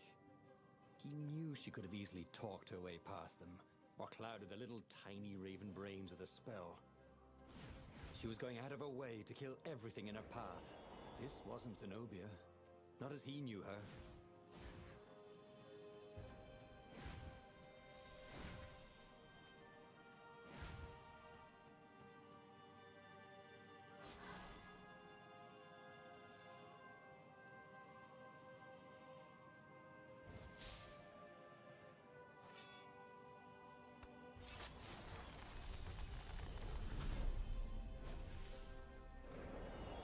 There it was again. The back door to the portal that went to the center of the fleet.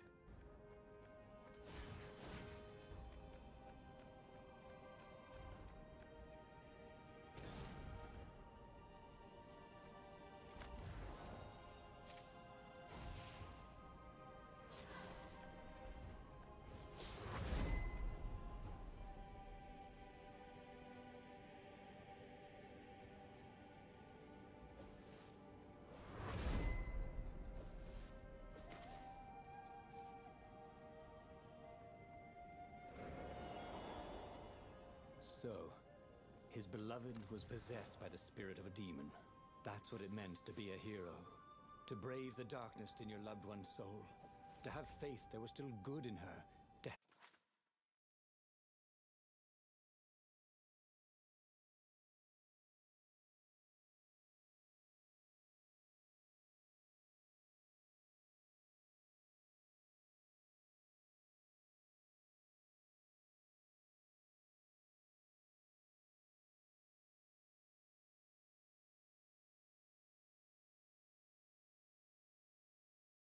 help her out of that darkness, no matter what the cost. But what? What could he do? She'd kill him if he tried to take the Iblis stone from her.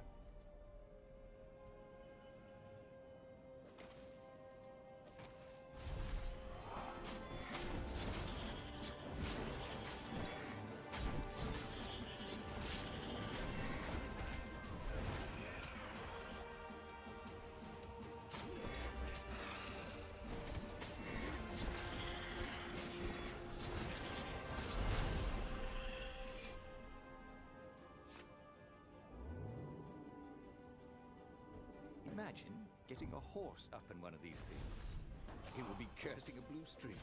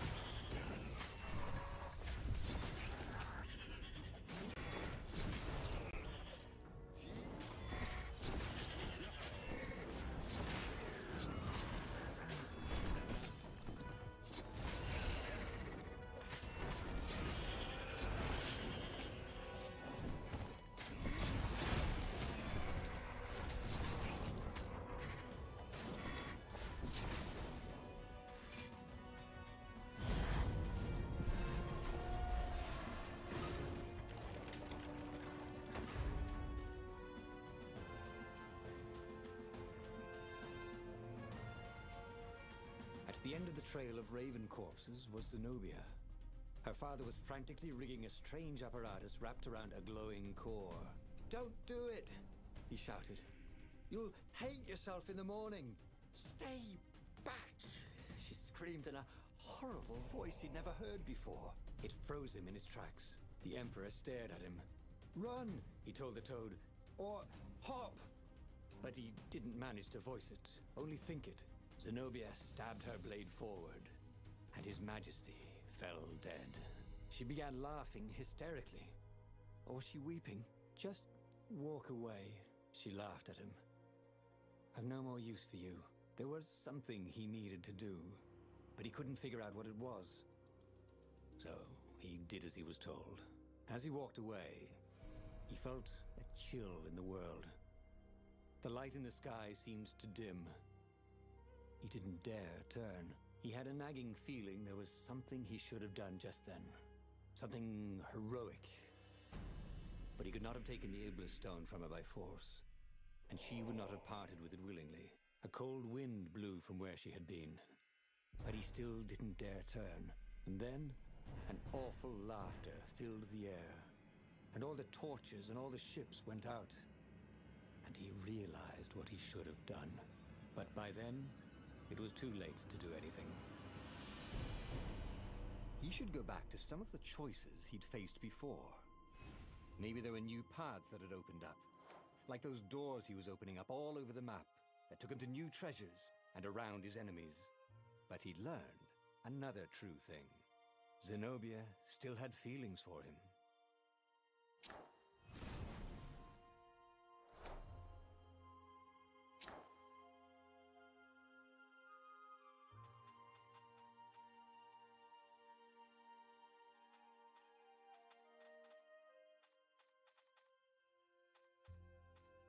The book's pages fluttered to the beginning once again. Faster than before? And he fell. The clouds parted over the Isles of Boreas. It was time to choose. The rebellion was in trouble. Ravens were scouting for the secret rebel base. They needed a game changer. Pieces of the Sky Ripper had surfaced. Renato knew that using it could go catastrophically wrong, but he was sure he could figure out how to use it safely. Also, a temple had risen out of empty desert. The Iblis stone was hidden there. It was a dangerous artifact. It could corrupt its user into a bloodthirsty monster.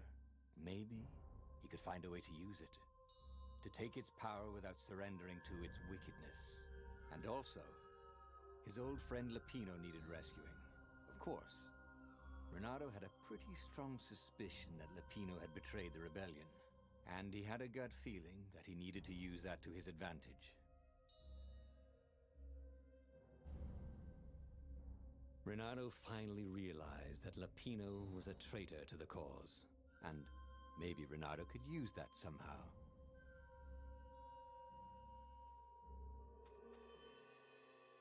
Renato couldn't quite put his paw on when he'd realized Lupino was working for the Empire. He'd never exactly seen Lupino sending coded messages to the palace, but he was sure. The rabbit had been on too many disastrous missions where he was the only survivor, or where he accidentally missed getting on the boat that went down to the abyss in flames. If Renato could prevent Lupino from getting back to the fleet with all the intelligence he'd probably gathered, it might be worth the trip. How had they come to this? They'd been on so many adventures together. Lupino had talked Renato out of prison at least 4 times, and Renato had rescued Lupino from at least 2 lynch mobs.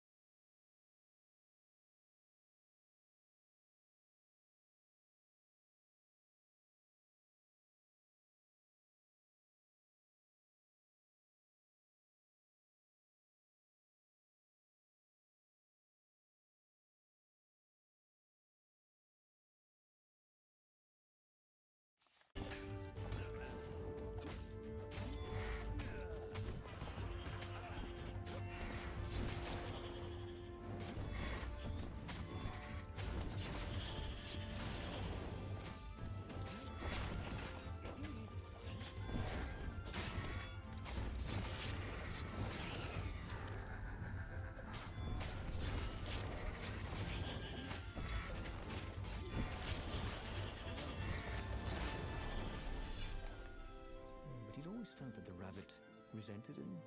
Lupino was hilarious because he was so down on himself and everyone else. But behind the laughs, he wasn't a happy camper. Was this payback? Or did the Empire have his little white tail in a vice?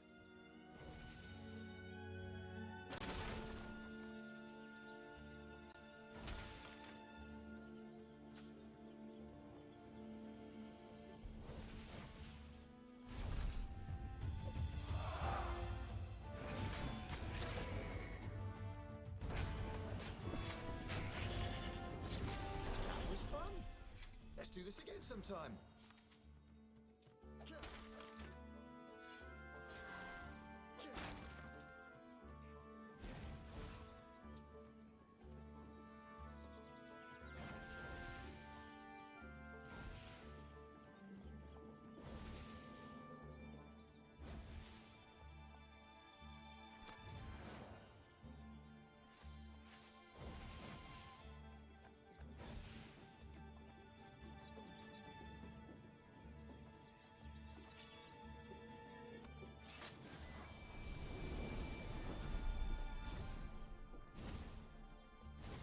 What was behind that door? Renado's nose told him there was treasure there. They must have forgotten it in a hurry. Surely they wouldn't mind if he helped himself to it. After all, he wouldn't even know.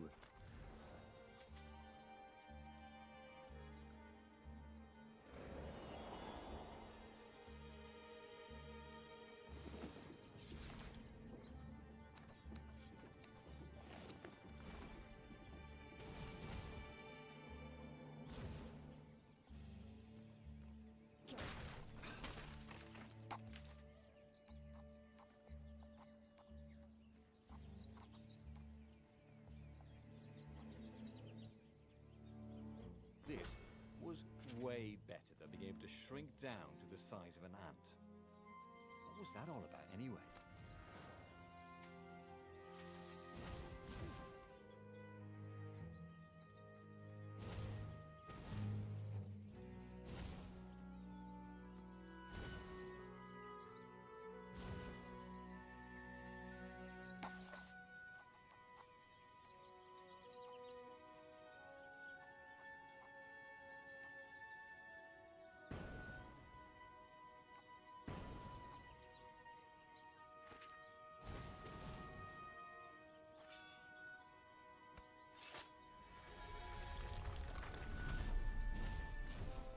Look, it's not personal, but your mother wears army boots on her ears.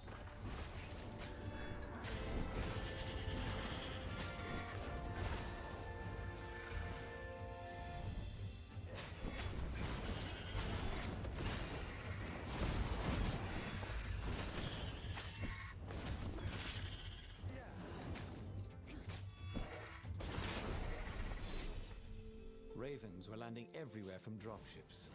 He'd better get moving. If they got to Lupino first, the rabbit would give the Empire all the intelligence he'd been stealing from the rebellion, and they'd probably give him a medal. He'd have to be very careful about how he played Lupino. At the slightest hint of danger, the mad rabbit would take off like a rabbit. There was still no sign of Lupino. Not a hair. Not a pellet. Was he hiding in the cemetery further down the road? That didn't seem like him.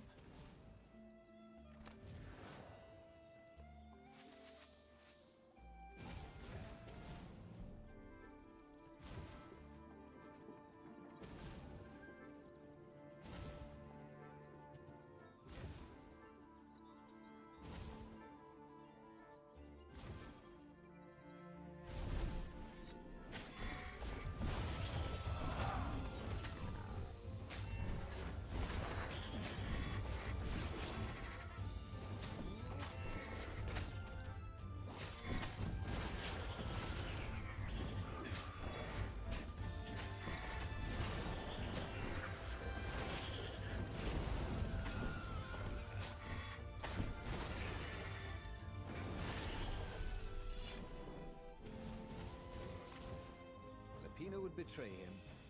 The call was dangerous. Now, Renata had a fleeting idea that the two ideas went together somehow. And then it was gone again.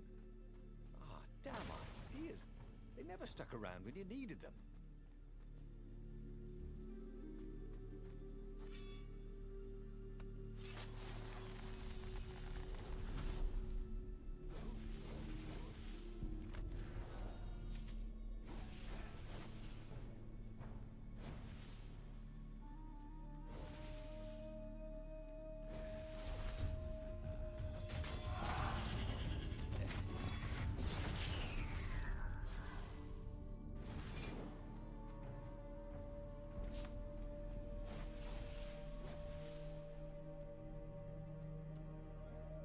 Bloody and exhausted, Renato finally reached Lapino. The rabbit was practicing shuffling his favorite deck.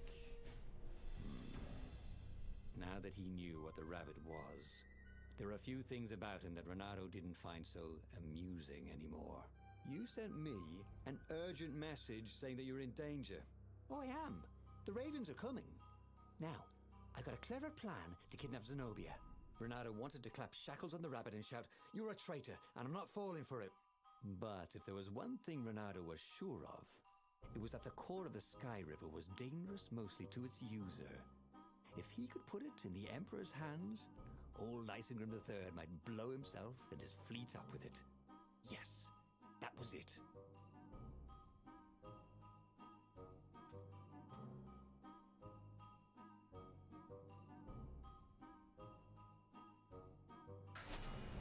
Me? A traitor? I'm hurt, said Lapino. Why ever would you say that? We found your code book, said Renato. They hadn't, but he hoped Lapino would blow his cover. You got me, said Lapino. And you know what? I don't regret a thing. It's always about you, isn't it? You're the pretty hero. You get the girl, you get the medal, and what do I get? Rabbit food. I thought you liked rabbit food. Go to hell, said Lapino, and he made a gesture. And 20 ravens came out of nowhere and stabbed Renato to death. He had tried something bold and paid the price for it.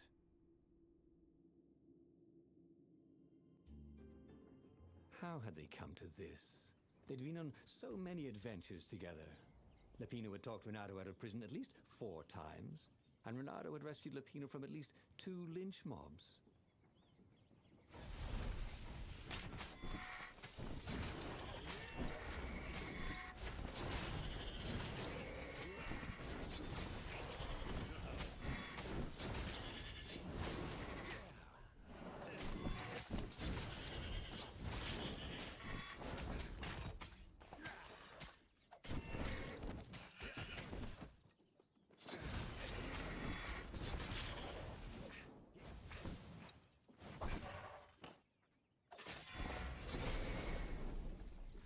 But he'd always felt that the rabbit resented him.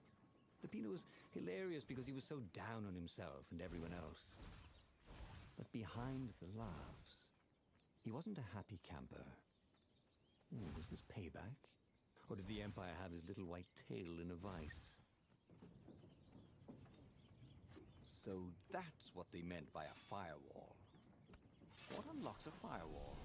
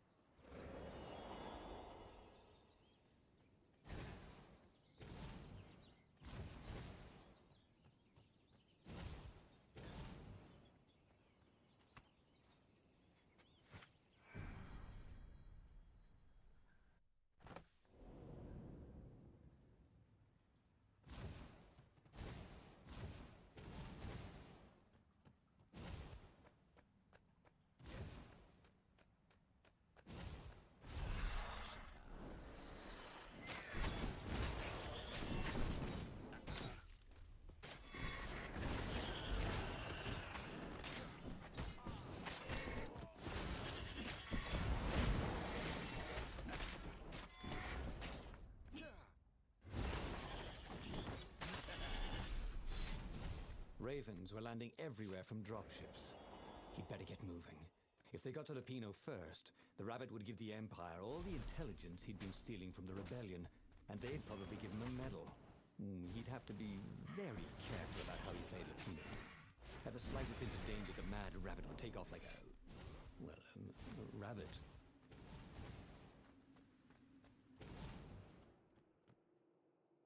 Bloody and exhausted, Renato finally reached Lapino.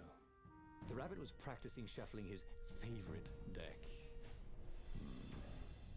Now that he knew what the rabbit was, there were a few things about him that Renato didn't find so amusing anymore.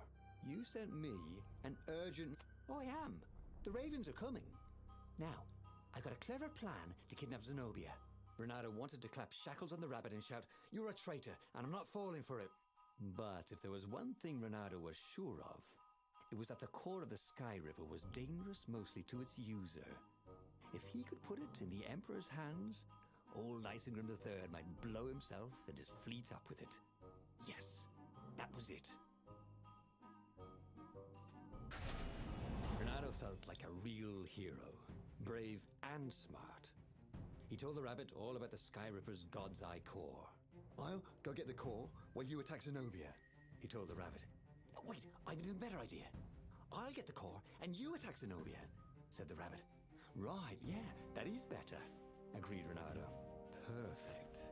The traitor would make sure the Emperor got the core. Now Renato just needed the Emperor to use the core. If he could only get something that the Emperor wanted very badly. Zenobia. He could save her and bait the Emperor at the same time. Right. Now, all Renato had to do was fight his way through Zenobia's invading troops, sneak onto her ship and into her bedroom, and kidnap her without any of her dozens of guards alerting her. Then, he would rely on her love for him to convince her how evil her father was, so she'd run away with him instead of going back to her father, who was going to blow himself up. It did sound a little risky. But Renato had a feeling it would work out somehow. It always did.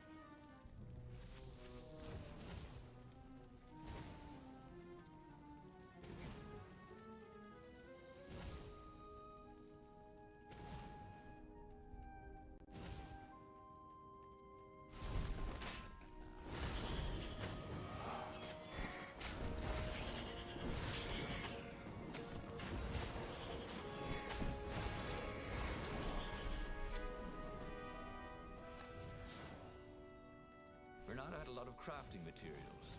Now all he needed was a crafting bench.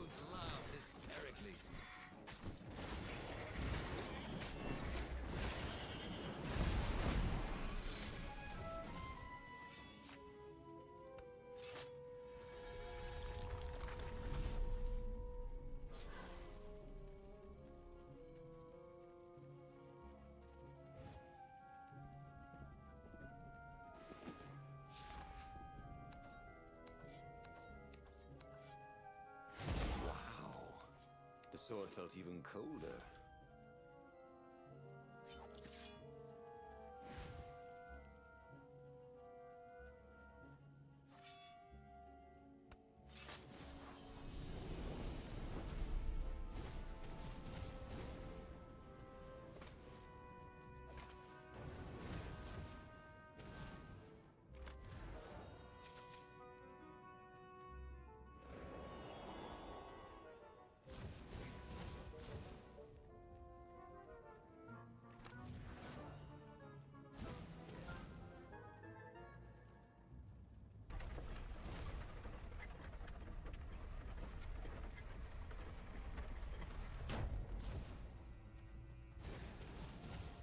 Gogglers. Renato hated gogglers. It was almost impossible to sneak past them. If one didn't spot you, another one would.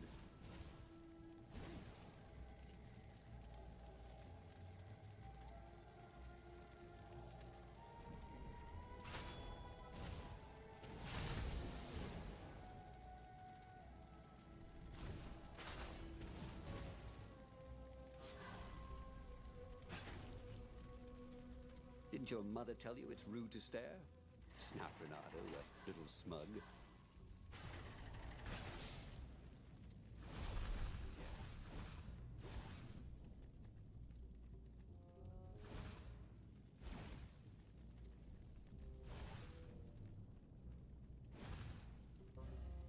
Renato was halfway to Zenobia's encampment when Lapino showed up. He was disheveled and distraught. They jumped us. I barely got away. Oh, they got the core. Oh, it was all going according to plan, thought Renato. Now he just needed Zenobia on his side. Yes, that was even better. The Iblis Stone. Zenobia could get it. And then the Emperor would have to pursue them. Wait, no. The gem would corrupt anyone, even her. That's it, he thought. Even Lapino. Even though Lapino was already a traitor, it would turn him against his secret master, the Emperor.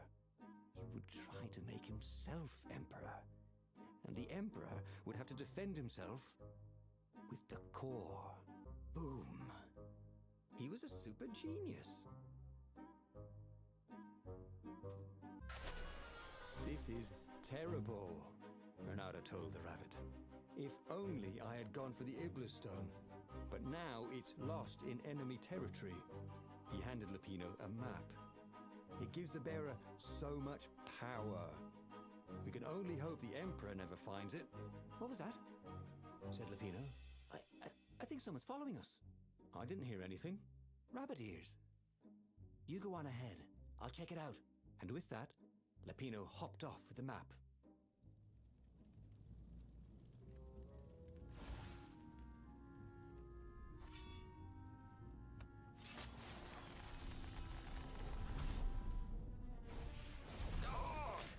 Such delicious looking eyeballs, cawed the lead raven. Thank you, I think, said Renato. It never hurt to be polite.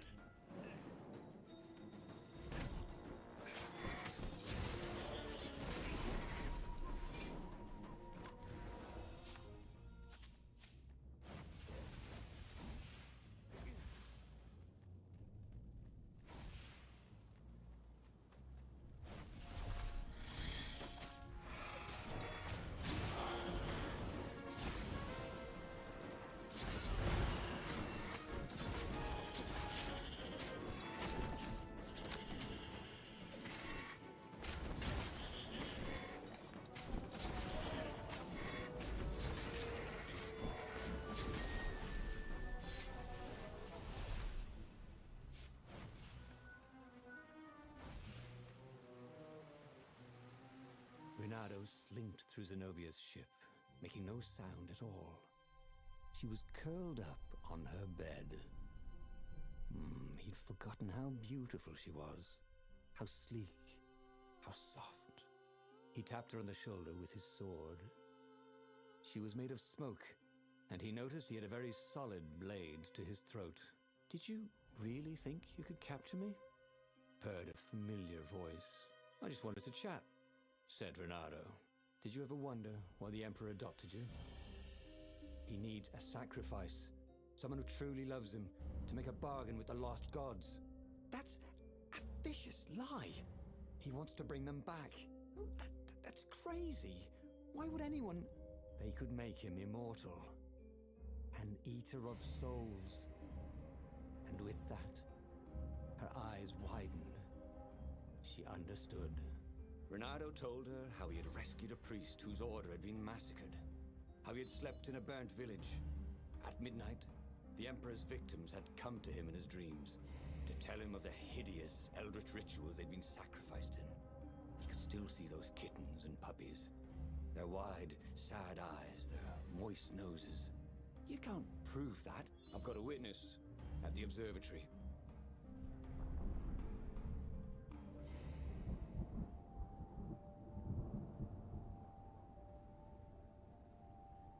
He couldn't tell her, not yet, why he was really here. He didn't want her to be anywhere near the fleet when her father blew himself and Lupino up. So he told her about how the Emperor's obscene rituals had raised ancient artifacts out of the land. How he'd followed the appalling trail of the hideous horrors His Majesty had perpetrated for the sake of his own immortality. Any of this ring a bell? He said. He told me it was all lies. You've always known when I was lying. I always hated that about you, said Renato.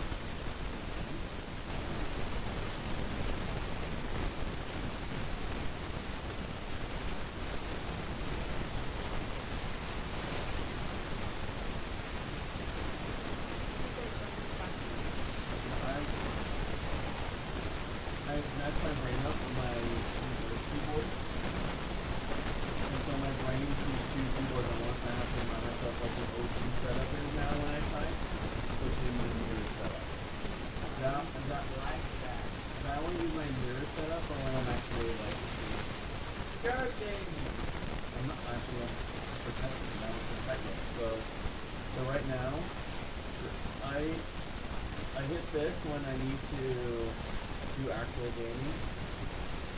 Because now the WSD is over here. But when I'm actually typing, What's happening? that's because right now I have like multiple letters in text. This is like a mirrored version. Now it's on mirrored. Now it's normal. Okay. Talking about why it's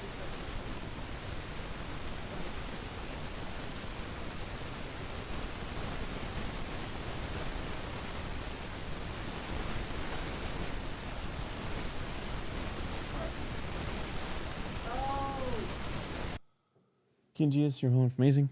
You're a good God. We look to you as we read the writings of the ancients. As you, King Jesus, said that all scripture points towards you and you are the promise of what it is looking for. So we will cling to you as we read these difficult texts. Amen.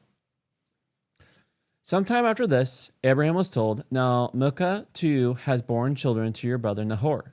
Uz, his firstborn, Buz, his brother, Kemuel, the father of Aram, Chest, Hazo, Pildash, Jid, Leph, and Bethel. Bethel became the father of Rebekah. These 8 Milcah bore Nahor, Abraham's brother, his secondary wife, whose name was Ramah, also bore Teba, Gaham, Tahash, and Makkah. Sarah lived to be 127 years as the length of her life. Sarah died at Kira Arba, that is Hebron, in the country of Canaan. Abraham went to mourn for Sarah and to weep for her. Then Abraham got up from lying on his dead wife and spoke to the Hittites. I am an alien resident with you. Give me a burial holding with you so that I may bury my dead wife away from my dwelling. The Hittites responded to Abraham by saying to him, hear us, my lord. You are a mighty leader among us. Bury your dead in the choicest of our burial places. None of us would withhold his burial place from you for burying your dead. Abraham got up and bowed low to the people of the country, the Hittites, and spoke with them. If it is your desire that I should bury my wife away from my dwelling, hear me and intercede for me with Ephron, son of Zohor, so that he may give me the cave at Meshpelah, which is his, and which is at the edge of his field. May he give it to me for the full price as your burial holding among you. Now, Ephron was sitting among the Hittites. Ephron, the Hittite, responded to Abraham, and in the ears of the Hittites, all who had come to the gate of his city. No, my lord, listen to me. The field I give it to you, and the cave that is in it. I give it to you, in the sight of all my people. I give it to you. Bury your dead. Abraham bowed low before the people of the country and spoke with Ephron in the ears of all the people of the country. But if you yourself would please listen to me, I give you the price of the field. Take it from me so I may bury my dead there. Ephron responded to Abraham, saying to him, my lord, listen to me. Land worth 400 shekels between you and me. What is that? Go and bury your dead. Abraham listened to Ephron. Abraham weighed out to Ephron the price that he had spoken of in the ears of the Hittites, 400 shekels of silver as current for the merchants. So Ephron's field, which was at Machpelah, which was east of Mamre, the field and the cave that was in it, and all the trees that were in the field, which are in all its borders around, passed to Abraham as his property in the sight of the Hittites, all who had come to the gate of his city. After this, Abraham buried his wife Sarah in the cave in the field at Machpelah, east of Mamre, that is Hebron in the country of Canaan. The field and the cave that was in it passed to Abraham as a burial holding from the Hittites. All right, so Abraham passed the test, and now what happened to his wife? Sarah? Died.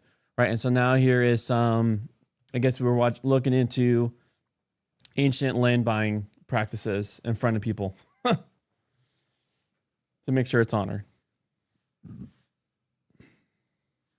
I know where I want to bury my wife and where I want to be buried. Actually, it's rather I know where I want our ashes to be scattered. We spent the first night of our honeymoon in a hotel in Dovedale in England. We could afford only one night.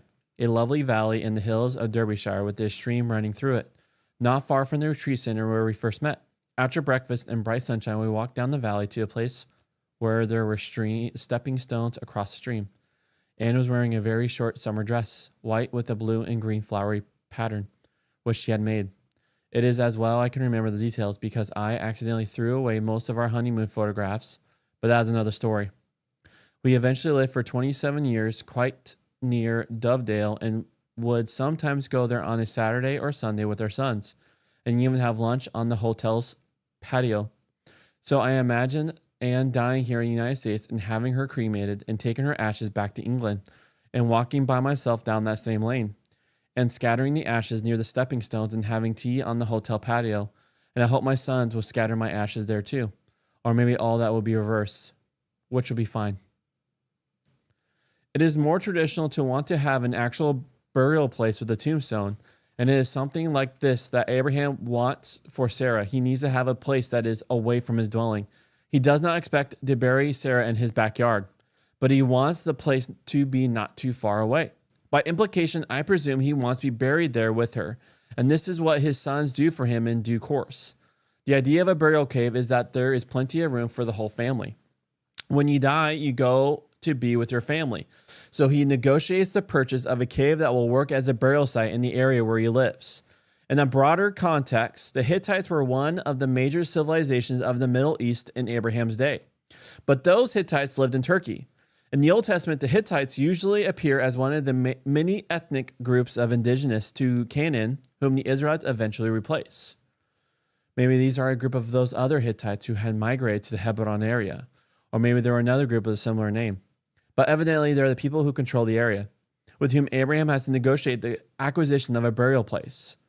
The story reflects the gracious etiquette of Middle Eastern community life, in which there is much polite talk among the heads of the Hittite families gathered in the plaza at the city gate. But Abraham knows he will have to pay the going price for the land if he wants actually to own it. But he just has to find out what it is. Abraham speaks as merely a resident alien in the country, but ends up as the owner of a piece of land there. While the Hittites are willing to grant him a space in their burial places, Abraham wants the family to have a burial place of its own. Perhaps there is some symbolism about gaining it. The entire country is destined to belong to his offspring. This is the first piece of it that he actually owns. It then serves as a foretaste of what is to follow.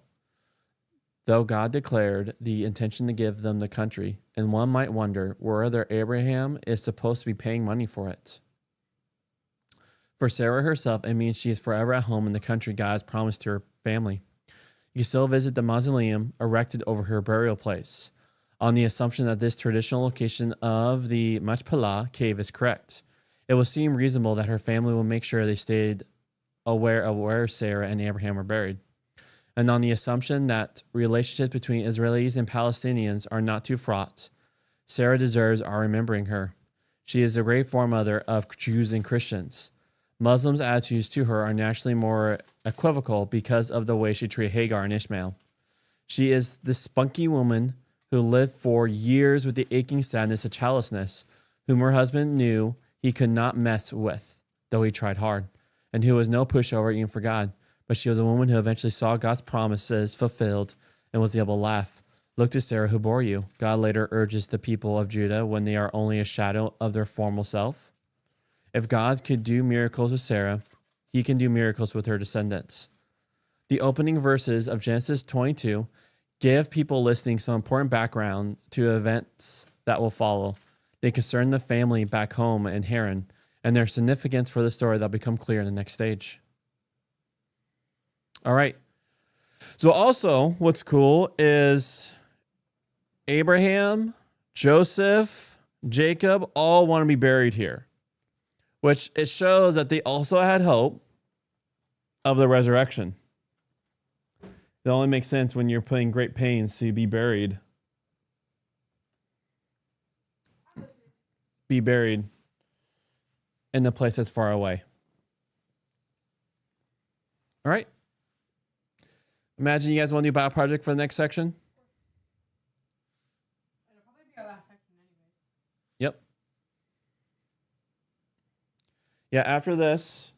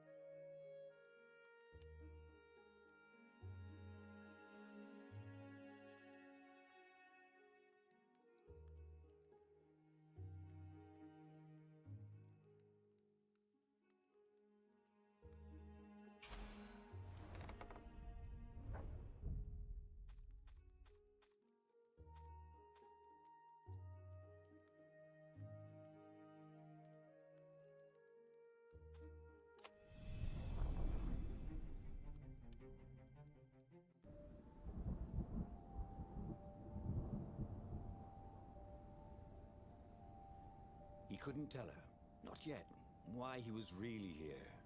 He didn't want her to be anywhere near the fleet when her father blew himself and Lupino up. So he told her about how the Emperor's obscene rituals had raised ancient artifacts out of the land. How he'd followed the appalling trail of the hideous horrors His Majesty had perpetrated for the sake of his own immortality. Any of this ring a bell? He said. He told me it was all lies. You've always known when I was lying. I always hated that about you, said Renato. The rebellion had started after atrocities that the Empire hushed up. Renato had rescued a priest whose order had been massacred for one book. He had slept in a burnt village. Dead kittens and puppies had come to tell him what the Emperor had done to them.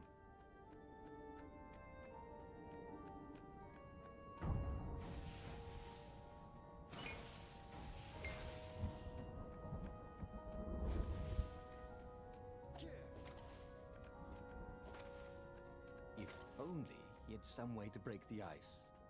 Or convince it he was a friend.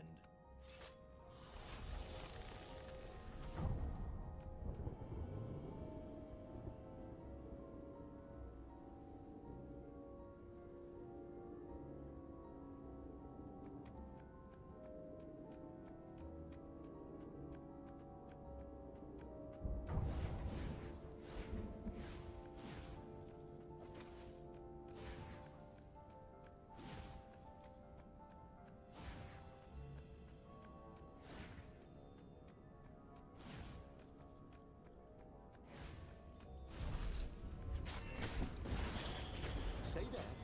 I'll get the marshmallows.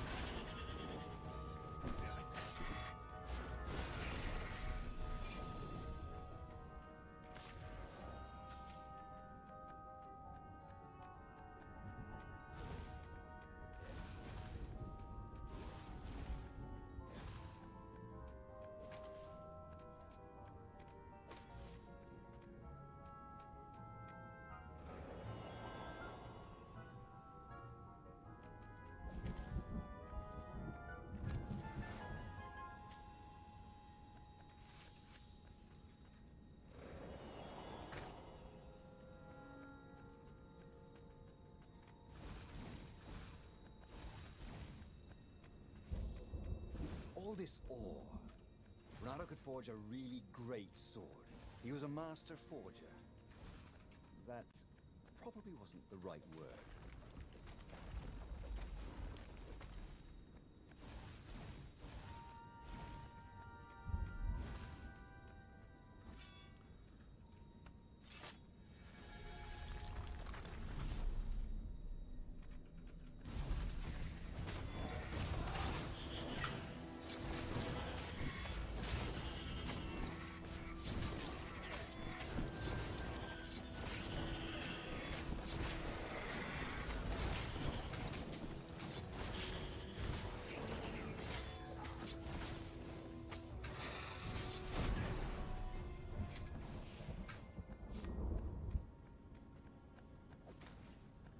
Don't you think I'd know if my father started practicing black magic?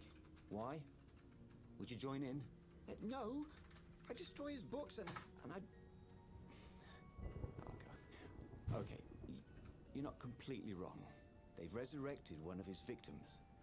Well, look, I mean, look, it's not exactly alive, but it can talk. A true witness, she said.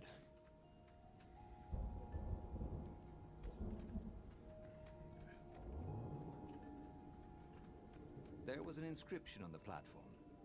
Balaleka lessons, with an address.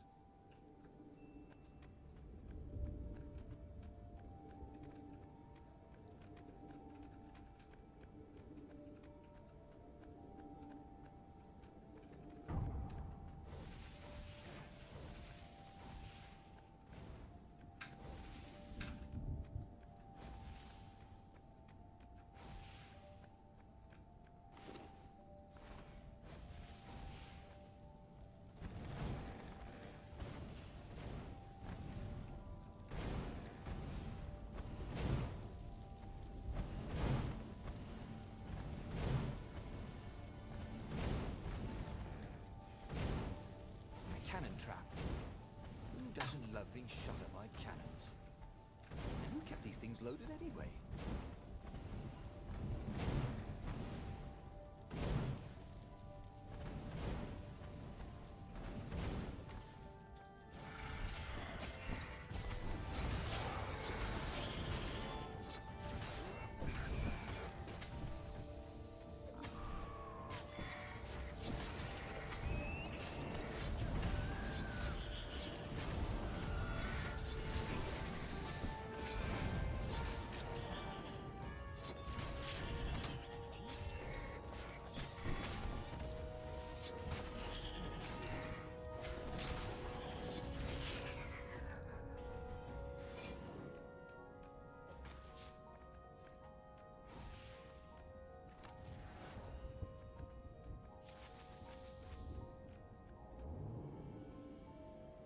is a slasher.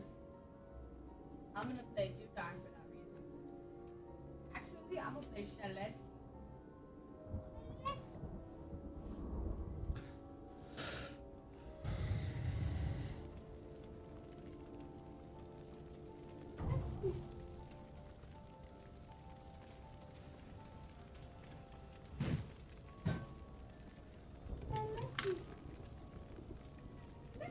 The observatory was a burning hulk. Dead scientists and black feathers everywhere. The Ravens had taken special care to burn the reanimated witness to cinders. Zenobia stared at the carnage. He didn't want me to hear the witness, did he? I guess not. What's your plan? She asked. So, Renato explained his brilliant gambit.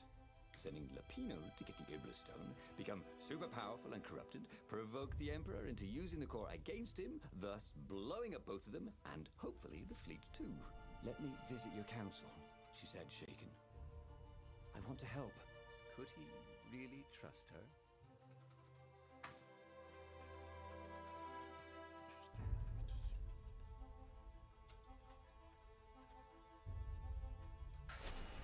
He'd done it.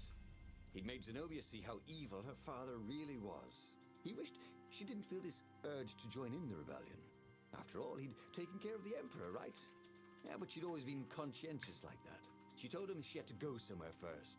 So Renato gave her the location of the secret base, and they agreed to meet in the ruins. He had a very good feeling about this.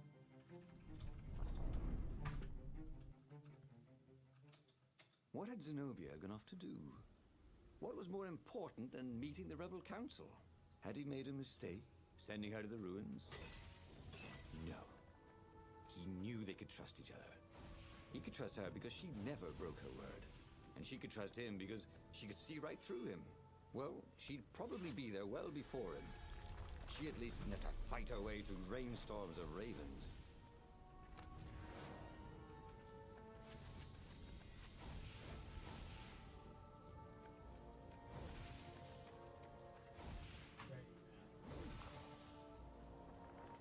Oh, he's not joking though. Let's not play it faster. Ooh.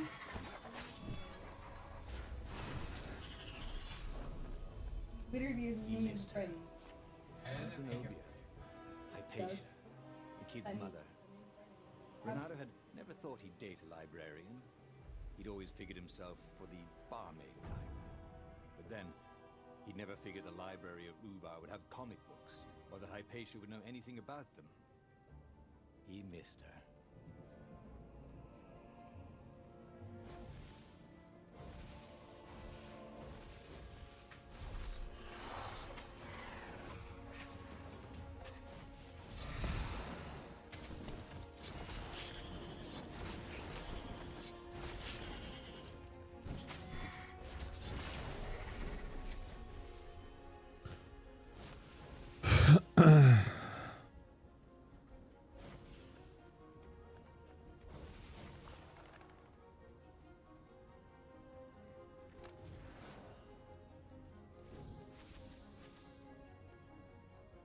As he came around the bend, there was Lapino, unconscious on the side of the path, and Renato could smell a familiar, sweet, smoky scent. Who? Zenobia. It had Yo, to he be. just got stunned like She 3 never different used a times, combat and none spell of them when did she used anything. drowsy gas. That meant she had the Iblastone. What would it do to her? She hated her father now. She'd kill him for sure. The council wouldn't mind if she killed the Emperor, but murdering her father would destroy her. He had to get to whatever ledge she was on and talk her down from it.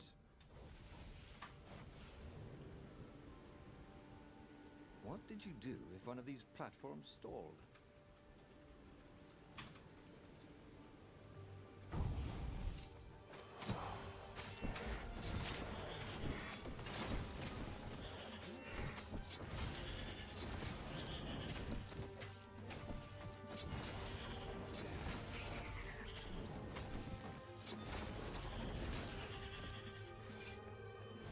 Charlie, here's the next killer. After Freddy passed back.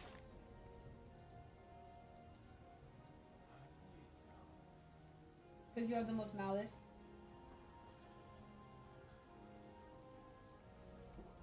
You got 13.5, while the next best has 13.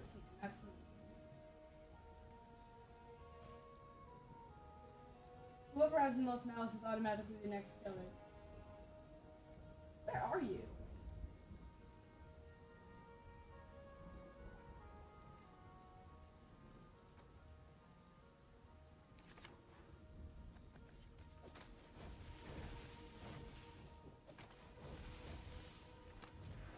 Ooh, sparkly, thought Renardo.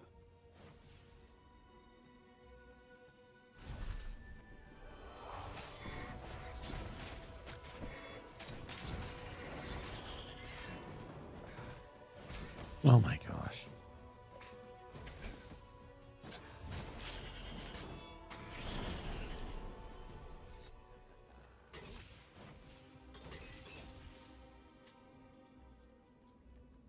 I'm on the chemistry.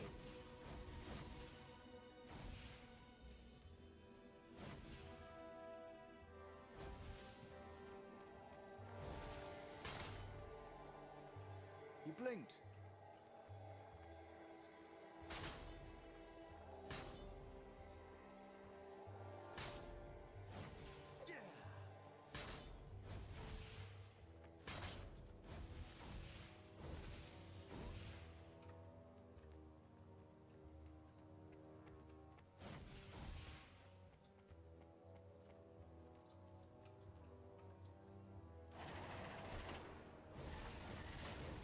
The long stairs. So he was close to the rebel base. Nothing was on fire. Oh wait, Turby. So far, so good. Settings. I just remembered. So, in customizing, have big net wind damage. Big net wind, okay, you have that. Go down a little bit to add the name tag. For the name tag display, put it on distance dependent. Put it on distance dependent for the first one. So you press it on hover, change it to distance dependent. One right below that. On hover. Okay. First one. Have it on health. That way you can see your and then past there it doesn't matter, but I would put survivor name next to it. And then Everyone in the council the chamber rest was of that dead. is scroll all the way down. Real quick. Zenobia stood shivering in the courtyard, drenched in blood. Okay, turn on visible Why? attack hit bar. He managed. They That'll started make your arguing with gameplay me. much I lost my temper and I wanted their blood. Not me. collision bar hit box Stone is did. shows like Why Your did you character take it kit. from Lapino? I would say You the had a best plan. idea, but it's also not the You had a stupid plan. I don't personally use it because like I'm it's going to kind go of kill my father now. No, you can't. You'll just take his place. You'll become worse than him. Get out of my way, or I'll kill you too. Why? Remember to use him as a trapper. You won't kill me, he said. Oh my god. And I won't let you kill Brutal. the Emperor. Enraged, she raised the sword. You hate him too? He could sense the You Iblis didn't stone, even stand him. yearning You just for his death. attacked him. But she didn't strike. If you kill him, he'll destroy you. I know you. No, Shut up. up! She shouted, her sword Oh. trembling. I won't lose you again. Not for anything. Get away from me, he said, and he was very close. I can't lose you again. And he was in reach of her sword now. I hate him! I hate you too! I love you, he said for the very first time. And then she was weeping. He was holding her. The sword had dropped from her hand. He glanced at the Iblis stone. It was no longer the black of the void. It looked like coal. No. It glowed like a cinder. It was crackling, burning, crumbling into ashes.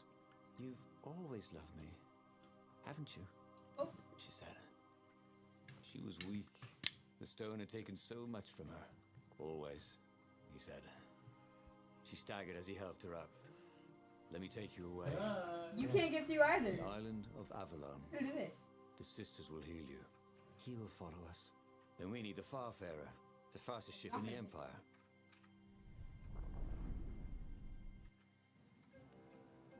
Ooh, you got that stuff. I think she's safe. The Empire had seized his ship. They'd have to take it back.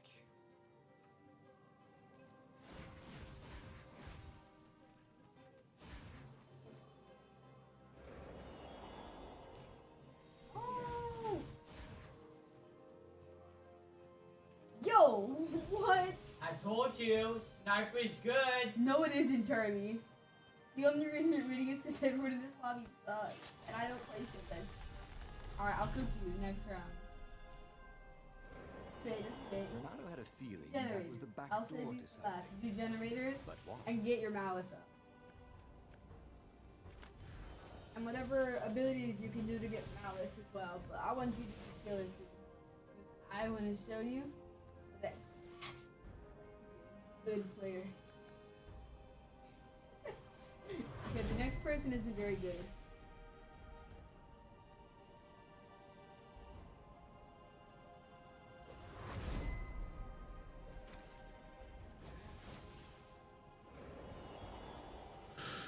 And there it was, his beautiful skycraft, the Farfarer.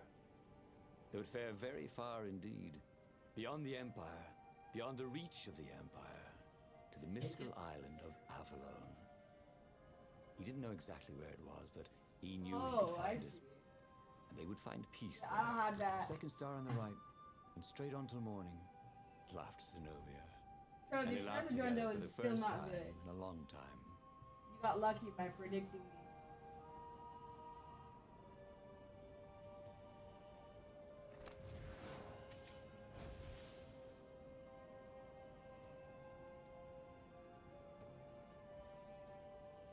Bruh, they all suck. See? Both of them just missed their stun.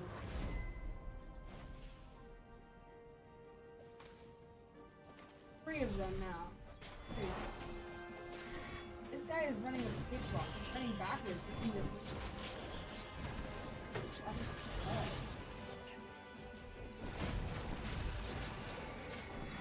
This guy, he's something else. Where'd the Ravens go?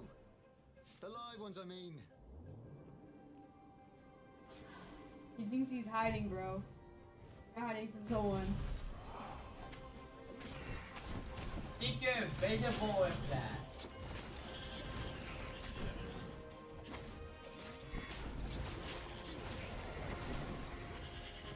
Dude, do you see this guy?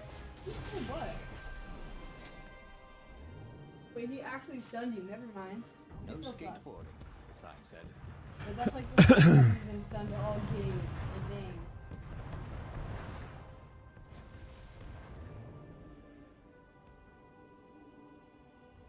He just walked into the freaking poison. It's not good.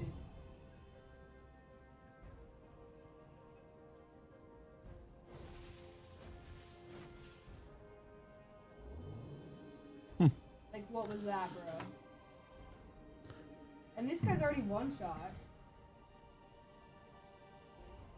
Oh. Oh. This guy also gets excited.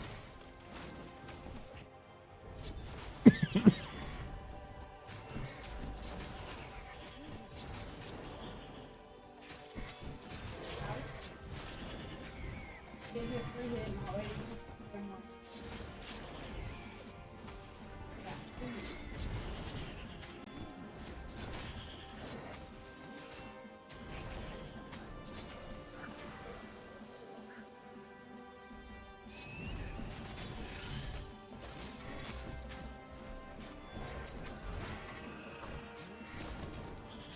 Come off, Brody, come off, come off, come off. Go, no, no, no, no, no, no, no, no. You go that way. What is this guy doing? He's giving you a free hit. He's barely even needing distance to stop. That's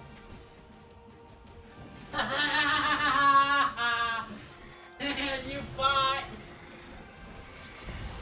You fuck, boy! Sniper's good! It is not your turn. Yeah, you lost. As you. What are you talking about? Oh, you got hit by a sniper. But they did not go unnoticed. Scout ships Stop. lifted off, and along I lines missed. of the I don't Imperial play flagship, Shedledsky, bro. Renato turned downwind to gain speed. The Raven ships could pursue. It's not easy to play They couldn't Shedledsky. He's only The got far one speaker move. croaked, "You return her Oh. and live. Like, Go sacrifice yourself," yelled Renato. They're gonna lose next game. Yeah. You won't have her either. I'm not next On to the her. I'm flagship, next. The Emperor was ready Wait, no, some I'm actually arcane next. weapon. No. Couldn't be. New generator, so save you for last. It was So you why. the core. A devastating beam lanced out of the flagship. Renato zigzagged wildly to keep the Farfair No, out of it. the guy that had 18 Now health the left. Raven So I'm scout next. ships were closing the distance, yeah, that's and the beam was getting closer too. Then came a blinding started? flash, and the air was searingly hot all around him. Said you guys saved me There for was a last. thunderous, Right on. deafening roar. I don't He know who smelled you are, burnt so oak I'm just and chasing burnt time. feathers Yes. and burnt flesh. But when he could hear and see again, they What were skin? alive and unhurt. And What they were skin? alone in the sky. Zenobia embraced Oh, him. you're just not using a skin. They had done it. You know that I can see the freaking every single survivor, right? The war. Avalon, here we come, he said as he held her arms wide in the prow of the boat and let her feel its speed. Maybe the real Avalon is wherever we're together, she said. And so, after a bit of an argument, Renato and Zenobia went to one of the two Avalons. The one shrouded in mists, or the one in their hearts. But which one they went to, I'll never tell. He'd done it. He'd forged his own destiny. Well, he hadn't actually done it. But he knew what he would do. Renato smiled at the book. He practically wanted to kiss it. The kid's sacrifice hadn't been in vain. He'd saved the book and saved the world. Renato owed him and his mother so much. Renato lowered the mainsail and let the Farfarer shoot forward in the breeze. Second star to the right, and straight on till... Dude, I was not even aiming for you. You just happened to be in the way, Charlie. Okay. Literally, I hit him too. I just killed him. Because I did.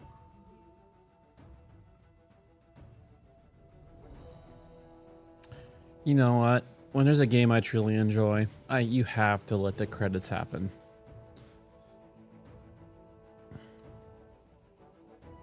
That was a very delightful game. Beat it? Already beat it. Yep. Hey, Charlie, the luck is kind of getting destroyed. You better hurry up on those gens. Okay, yeah. But then you still gonna say Of course. Wait, that was not a clone. Dumb.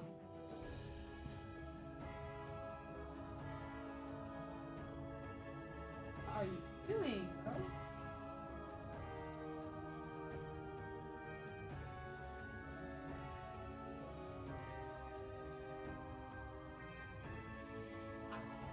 Okay, that's not. Let's go for this.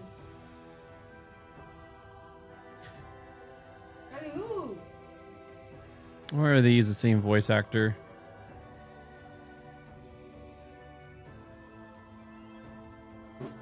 He gave up. I'm gonna go kill the chance.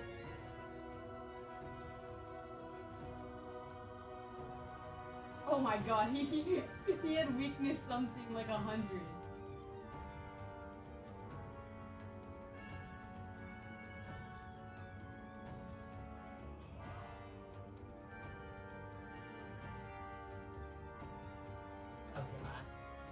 See, that's very obvious. I knew you were gonna do that.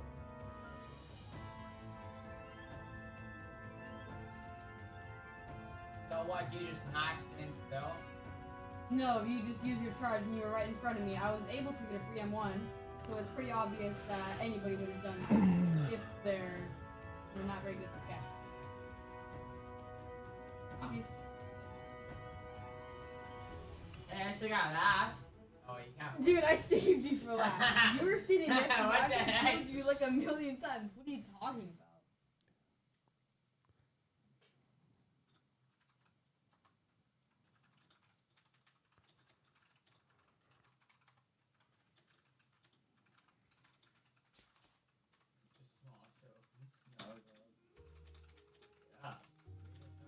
All right.